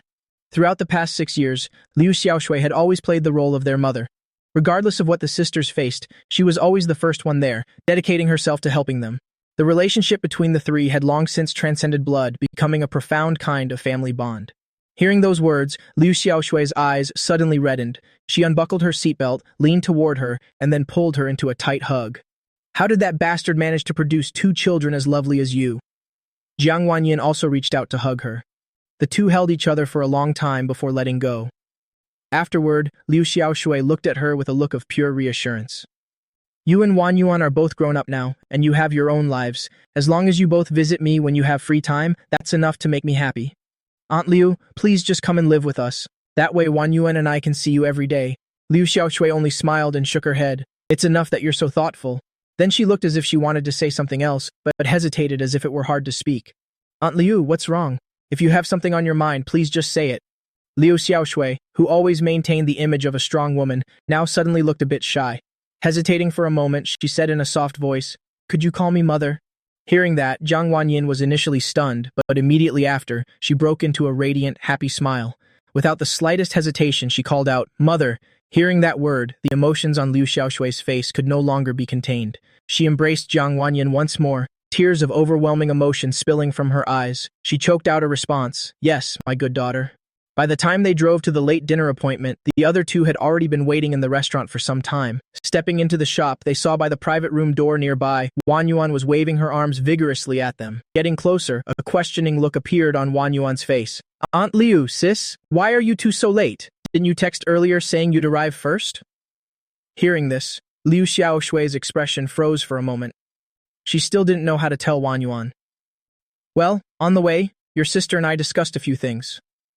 Seeing this, Jiang Wanyin stepped directly forward, pulled her sister close and whispered something in her ear. Wang Yuan's eyes immediately lit up and she looked at Liu Xiaoshui with sparkling eyes. As soon as her sister finished, without saying a word, she zoomed over to Liu Xiaoshui's side and hugged her arm tightly. With a face beaming with smiles, she called out in a clear voice, "Mother." This was the first time in her life she had uttered that word, and a powerful wave of emotion rose within her. Hearing that call, Liu Xiaoshui's nose prickled, and she almost burst into tears again. She hurriedly adjusted her emotions, then smiled and held Wang Yuan tightly in her arms. Yes, my beloved daughter. Witnessing this warm scene, the corners of my mouth curled up slightly. Though I didn't know what their former family was like, as the sisters had never shared the details with me, having a mother's love like they do now is undoubtedly something extremely precious for all three of them. Then, Jiang Wanyin stepped forward too, and the three of them embraced tightly. I didn't disturb them, just stood aside and watched quietly, my eyes full of tenderness. The atmosphere at the table was much livelier than usual. Jiang Wanwan kept chatting away non-stop with her mother there. Her mood was clearly much better, just like her sister. She suggested inviting Auntie Liu Xiaoshui to move in with them. The two sisters knew she always lived alone. Liu Xiaoshui glanced at the three of them, then still found a clever reason to refuse. It's good for the two sisters to have their own lives too. Seeing her persistence, the two didn't bring it up again and moved on to chatting about other things. When she learned that the two sisters talked to my mom every day, Liu Xiaoshui slightly raised an eyebrow, looking a bit surprised. So this is already meeting the mother-in-law? That's some fast progress right there. Even though they said it was just casual chatting, she didn't believe it for a second, as if Xin Xiaomei didn't have intentions of finding a daughter-in-law with how adorable these two sisters are. What mother-in-law wouldn't be pleased? After learning more details, she started wondering if she should prepare a dowry from now on. She just didn't know which one to prepare for first. She still didn't quite understand the relationship between these three, and I kept being vague and wouldn't say it straight, making her feel anxious on our behalf. Then the topic shifted to me, planning to buy a car. Liu Xiaoshui looked at me with a satisfied gaze after hearing that, guessing it was to drive the sisters around. She had heard about the bus incident during an earlier chat. It seems you treat the sisters incredibly well, Lin Yi. Have you eyed any model yet? I know a few friends who sell cars. I can give them a heads up, Liu Xiaoshui proactively offered. Oh, it's okay. No need for that, Auntie Liu. A roommate's family sells cars. I've already asked him for help, I replied with a smile. Mu Yaming said that we can go see the cars in a day or two. Maybe I'll have a car to drive out this weekend, in the middle of the meal.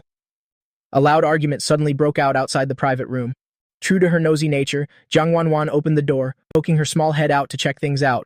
Oh, Lin Yi, sister, you two come see? There's someone we know. She excitedly waved them over from the room. Hearing that, the two curiously walked to the door, just like her, poking their heads through the crack to look out. Seeing the three heads lined up, the smile on Liu Xiaoshui's face grew even brighter. At this moment, I looked at the two people arguing at a table in the hall and couldn't help but be surprised. A bus pervert and the 2,000 yuan beauty from the amusement park. How did these two end up together? It really is a small world. Rewinding time to half an hour ago, while the four in the private room were enjoying their meal, a familiar face appeared in the main hall. Today was the day Liu Fujin met his online friend in person. Just thinking about her short skirt uniform, he felt a stir in his heart, but Chen Qian didn't think so when she arrived at the hot pot place. Who meets for the first time at a hot pot restaurant? All the makeup will be washed away in a bit. She was already starting to regret it, since she had already bothered to come out today, but thinking about his looks, she secretly comforted herself. It's okay, it's fine, what we eat doesn't matter. Entering the restaurant, they spotted each other immediately. In Liu Fujin's eyes, Chen Qian in her Jake outfit, black stockings, and small leather shoes completely captivated him the moment she walked in. He stared blankly, almost drooling as he followed her with his eyes. From Chen Qian's perspective, she also recognized Liu Fujin instantly. There was no other way, because he stood out too much. Who wears a suit to go eat hot pot? Plus, this face clearly doesn't look like the photo at all. How much did you edit this with apps? She thought to herself. Though their inner thoughts were polar opposites, they still met and exchanged social pleasantries. Contrary to Liu Fujin's enthusiasm, Chen Qian was quite cold. She just wanted to finish the meal and leave immediately. Since I've already bothered to come out, I might as well finish this free dinner first. Hey, my name is Liu Fujin, and what is your name? Seeing Chen Qian didn't care for him at all, he started proactively searching for a topic. They had only chatted online before, never sharing their real names. Hearing him ask for her name, Chen Qian was a bit impatient, so she just gave a random answer. My name is Kui Hua. She intended to use this name to show she didn't want to talk, but unexpectedly, Liu Fujin laughed gleefully upon hearing it. Kui Hua, that's a nice name. It sounds both pleasant and grounded. Chen Qian looked at him with disbelief, then speeded up her eating, planning to finish early and slip away. Seeing her not responding, thought he just hadn't hit on her interest yet, so he kept changing topics one after another, hoping for some interaction. When Chen Qian was full and put down her chopsticks, Liu Fujin hurried to stop, taking a sip of water to soothe his dry throat, thinking she was about to speak. Unexpectedly, her next words were like a bucket of cold water to his face. "I'm done eating. I don't think we're a good match. Let's not meet again." She then moved to stand up and leave. Liu Fujin wouldn't let it go so easily. He worked so hard for this meal today, and yet she wanted to run right after eating. Liu Fujin grabbed Chen Qian's arm, trying to keep a smile on his face. "We can talk a bit more. Maybe we'll find we're a match after all." Seeing her arm held, Chen Qian immediately flared up, angrily shouting at him to let go, but this guy was thick-skinned and shameless, otherwise he wouldn't have been scolded on the bus back then. Seeing him still not letting go, Chen Qian decisively pulled out her phone to record his face. "Everyone? Does anyone understand this situation? I ran into such a pathetic man. We just had one meal together, and now he's grabbing me and won't let me leave. Really? What a toad, trying to eat swan meat. Are you even worthy?" Hearing her increasingly harsh words, Liu Fujin also started to lose his cool. "And this is what you call stable-minded and a gentle personality as you introduced yourself?" Seeing other diners starting to look and whisper, his face darkened as he took a step back, then said to Chen Qian, "Fine, if you want to leave, then leave, but you have to split the bill before you go." This woman ordered only expensive dishes as soon as she sat down. There's still a pile of leftover food on the table. He felt the sting in his wallet just looking at it. He had to make her pay no matter what. Hearing him say that, Chen Qian also trembled with rage, continuing to record with her phone as she spoke. "Everyone, does anyone understand? This jerk wants to split the bill. I already did him a favor by eating with him." Truly delusional, seeing Chen Qian still rambling endlessly and recording non-stop, Liu Fujin's face grew worse as he lunged to snatch her phone, then threw it hard onto the ground. Seeing the phone she worked months for lying there, Chen Qian let out a shriek, grabbing a ladle from the hot pot, scooping a full ladle of boiling broth, then splashed it directly into Liu Fujin's face. Hit by the hot liquid, Liu Fujin began to scream in agony. He clutched his face and ran in circles. Chen Qian didn't forget to toss a few more insults his way. "When I went to enter my home's password, I found the digital lock wasn't responding at all, thinking the battery must be dead. It's okay. Luckily, I have my keys, so I put the key in and turned. Wait, why won't it turn? I tried again, but it still wouldn't budge. I was speechless. Could the door be broken?" Seeing me struggling to open the door, Jiang Wanyan asked worriedly, "Can't the door be opened?" Hearing that, I still remained quite calm. "It's fine. The battery is probably just dead. Let me try to charge it." Even after plugging in the power bank, the lock was still silent and unresponsive. I had to accept my fate, slouching over to the sister's place to crash. First, I called the landlord, reporting that the door was broken. The landlord said she'd try to contact a locksmith. I had no choice but to wait. An hour later, the landlord's message finally arrived. She informed me that, "I'm so sorry, but the locksmith won't be free until tomorrow," and told me if I wasn't in a rush, I could stay at a hotel for a night. The room fee, the landlord would reimburse me. When I told the two sisters about this, they also felt it was quite awkward, truly a bit of bad luck. I let out a sigh, intending to say goodbye to the sisters, to go rent a hotel room. Just then, Jiang Wanyin thought for a moment, then suddenly grabbed my hand. "I just finished cleaning the room yesterday. Everything inside has been replaced. How about you just stay here for a night?" Hearing that, Jiang Wanwan's eyes lit up. She nodded repeatedly. "That's right, sister's room was just cleaned spotlessly yesterday. Lin Yi, please stay here for the night. It's late. Don't go out looking for a hotel since Jiang Wanyin's room just had a deep clean. Both sisters were currently sleeping together in Wanwan's room anyway. Her room is usually just sitting there. No need for much cleaning." Facing such a warm invitation, I hesitated a bit. Even though our relationship is very good now, staying in the same house with the sisters out of the blue, I still felt a bit embarrassed. "It's okay. It's more convenient for me to stay out. It doesn't feel quite right for me to stay here. Oh my gosh, Lin Yi, why are you being so difficult? Sister and I don't mind at all. Or are you looking down on us?" Jiang Wanwan pouted, making a face as if to say, "If you don't stay, I'll cry right in front of you then. Then okay, then I'll have to trouble you two tonight." I surrendered and accepted. Hearing that, a look of victory appeared on Wanwan's face. After that, they played for a bit longer. Then the two sisters went to shower first. I sat on the sofa, feeling restless, hearing the sound of flowing water from the bathroom. I couldn't help but start imagining things, realizing I was losing control. I shook my head vigorously, trying to dispel those dark thoughts, then told myself to stay clear-headed. A while later, the sisters walked out one by one. I went blank the moment I glanced over. No spell could save me now. To be honest, this wasn't the first time I saw them in nightgowns. I had already admired them from the first day we met, but my mindset then and now was worlds apart. Anyway, the first time was in an emergency. The three of us didn't even know each other. Now I can look more closely with an appreciative gaze. Yes, just an appreciative gaze. Nothing else intended. Jiang Wanyin came out first in a jet-black silk nightgown. It hugged her form, accentuating her exquisite curves. After just 2 looks, I had to quickly avert my gaze. When Jiang Wanwan appeared, it was that familiar pink nightgown, though her figure wasn't as fiery as her sister's. She exuded a vibrant, youthful charm. Under my stare, the sisters looked back at me shyly. "What is it?" Stunned into a daze. When I snapped out of it, I quickly stood up, dropping a sentence, "I'm going to shower," then dashed into the bathroom. After slamming the door shut, my heart was screaming internally, "Calm down, stay calm. It's just a small thing." The 2 sisters sat on the sofa, seeing Lin Yi running away like that. They were both laughing under their breath. Toiletries, Jiang Wanyin had them ready for me. As for clothes, I'll just wear this set since I didn't sweat much anyway, so I'll just make do. After showering, I cautiously opened the bathroom door. Seeing them both in their rooms, I sighed in relief. Only then did I dare to walk toward the bedroom, opening Jiang Wanyin's bedroom door. A familiar scent wafted straight into my nose. I took a deep breath, then realized this wasn't quite appropriate, so I quickly stopped. The room was small but very neat and clean. A desk, a shelf, a bed, and a wardrobe. Everything was there, simple but incredibly cozy. The bedding was printed with pink rabbits, filled with a youthful, girly aura. I lay down and tucked myself in, but closing my eyes, I couldn't fall asleep. The faint scent kept lingering around my nose. My heart was in a total mess. Meditation mantras echoed in my head, but it didn't help at all. Finally, I decided to review advanced math, and sleepiness soon followed. At the same time, Jiang Wanwan in the next room woke up groggily. She got up to use the bathroom, then returned to the room, handily hugging her sister, feeling like her sister was a bit different today, but she didn't think much of it, then fell back into a deep sleep. Early the next morning, my biological clock woke me up, surprised that I slept so well last night. Feeling like I was hugging a soft cloud of cotton, suddenly I realized I was holding something in my arms. Startled, I opened my eyes, only to see Jiang Wanwan's face. We were still tightly embracing each other. I was completely stunned. My heart was pounding. I quickly checked if I was in the wrong room. Looking down, I saw Wanwan's leg draped over me, revealing a patch of snowy white skin. I hurriedly looked away, muttering to myself, don't look," trying to suppress the heat in my heart. I tried to gently move her arm, but she held onto me tightly, unable to move at all. I had to use a bit of force, finally managing to lift her arm, letting out a breath of relief, about to sneak away. At that exact moment, Jiang Wanwan groggily asked, "Lin Yi, what are you doing?" My expression immediately froze. Looking down, I saw her still sleepy eyes, my face flushed red instantly. Wanwan suddenly realized her nightgown had ridden up to her thigh, hurriedly pulling it down, then stammered a question.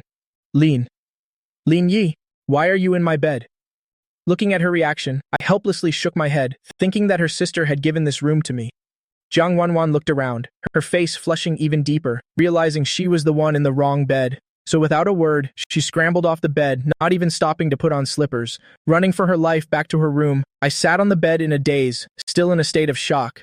At the same time, Jiang Wanwan ran back to her room. Seeing her sister still sound asleep, she finally breathed a sigh of relief. She gently hugged her sister, pretending to be fast asleep, unaware that her sister's eyelids had just twitched.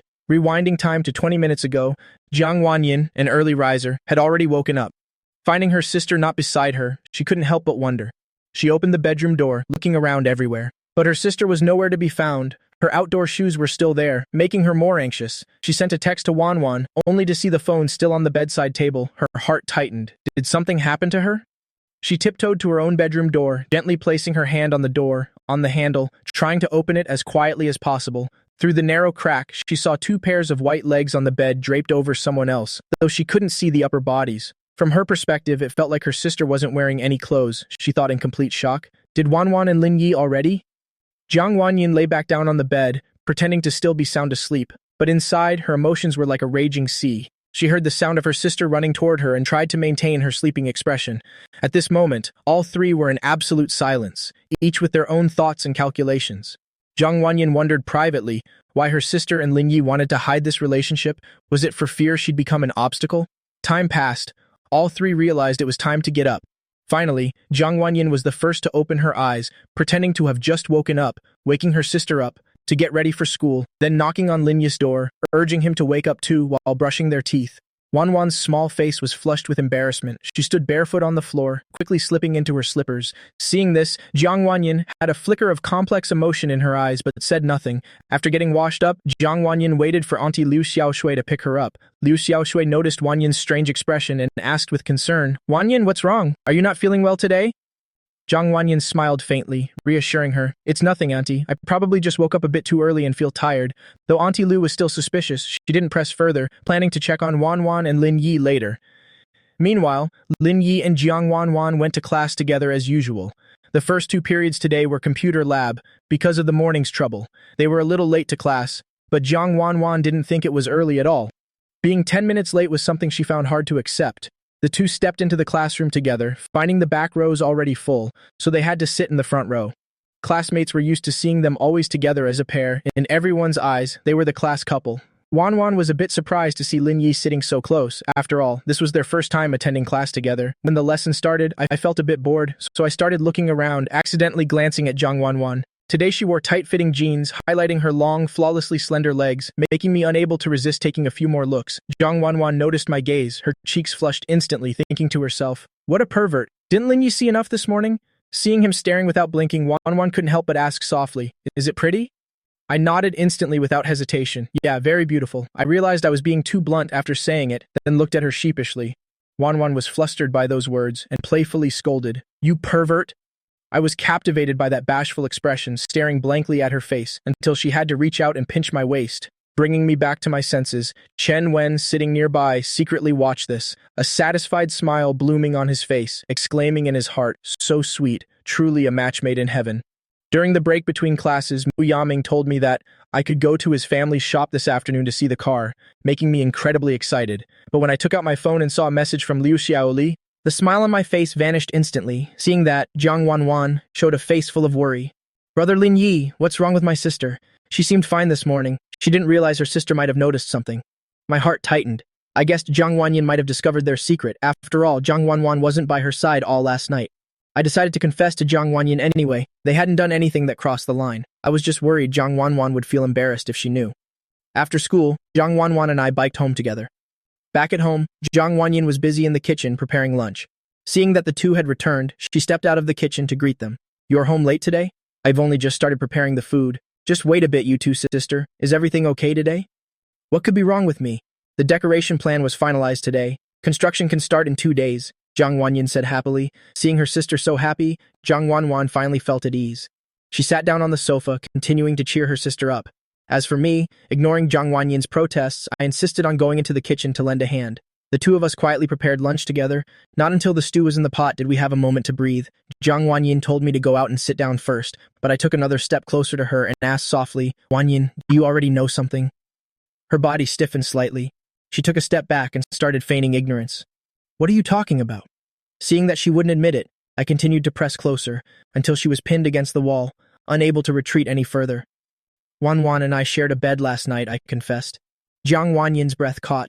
Her heart tightened, worrying she would be a burden to them later. She had even thought about leaving me, unable to imagine how her and her sister's lives would change. But we didn't do anything. When I woke up, she had already gone back to her room, I added. Jiang Wanyan clearly didn't believe it. Her face was full of disbelief. "You both had all your clothes off, and you still say nothing happened?" She questioned me back. I looked at her helplessly. Jiang Wanyan lowered her head, avoiding my gaze. "I'm really not lying to you," I affirmed once more, meeting my eyes again. Jiang Wanyan finally believed my words. She nodded slightly and said shyly, "I believe you." I breathed a sigh of relief, feeling lucky in my heart. Once the main matter was settled, I finally realized how intimate our position was. Jiang Wanyan's face was right before mine. Inches away, a flicker of bashfulness appeared in her eyes. Her heart couldn't help but beat faster. Jiang Wanyan also felt my gaze, and her heart rate quickened accordingly. Under each other's passionate gazes, the distance gradually narrowed. A familiar feeling rushed back into our hearts. She couldn't help but close her eyes, her hands unconsciously wrapping around my neck. Just as they were lost in this intimate atmosphere, the rice cooker suddenly let out a beeping sound. Interrupting that moment, both of them jerked apart as if struck by electricity, their eyes simultaneously turning toward the rice cooker. I walked over grumpily to pull the plug, thinking to myself, "Take that for beeping." Meanwhile, Jiang Wanyan's face was flushed red with embarrassment, covering her face with both hands, not daring to look at me. Seeing that, I also felt a bit awkward, turning my head to stare at the pot. After a while, Jiang Wanyan had calmed down, pretending as if nothing had happened. She started fluffing the rice, then carried the rice out. Seeing this, I also began plating the food, following her to the dining table. Jiang Wanwan was sitting at the table looking at her sister, her heart full of questions. "Why is your face so red, sister?"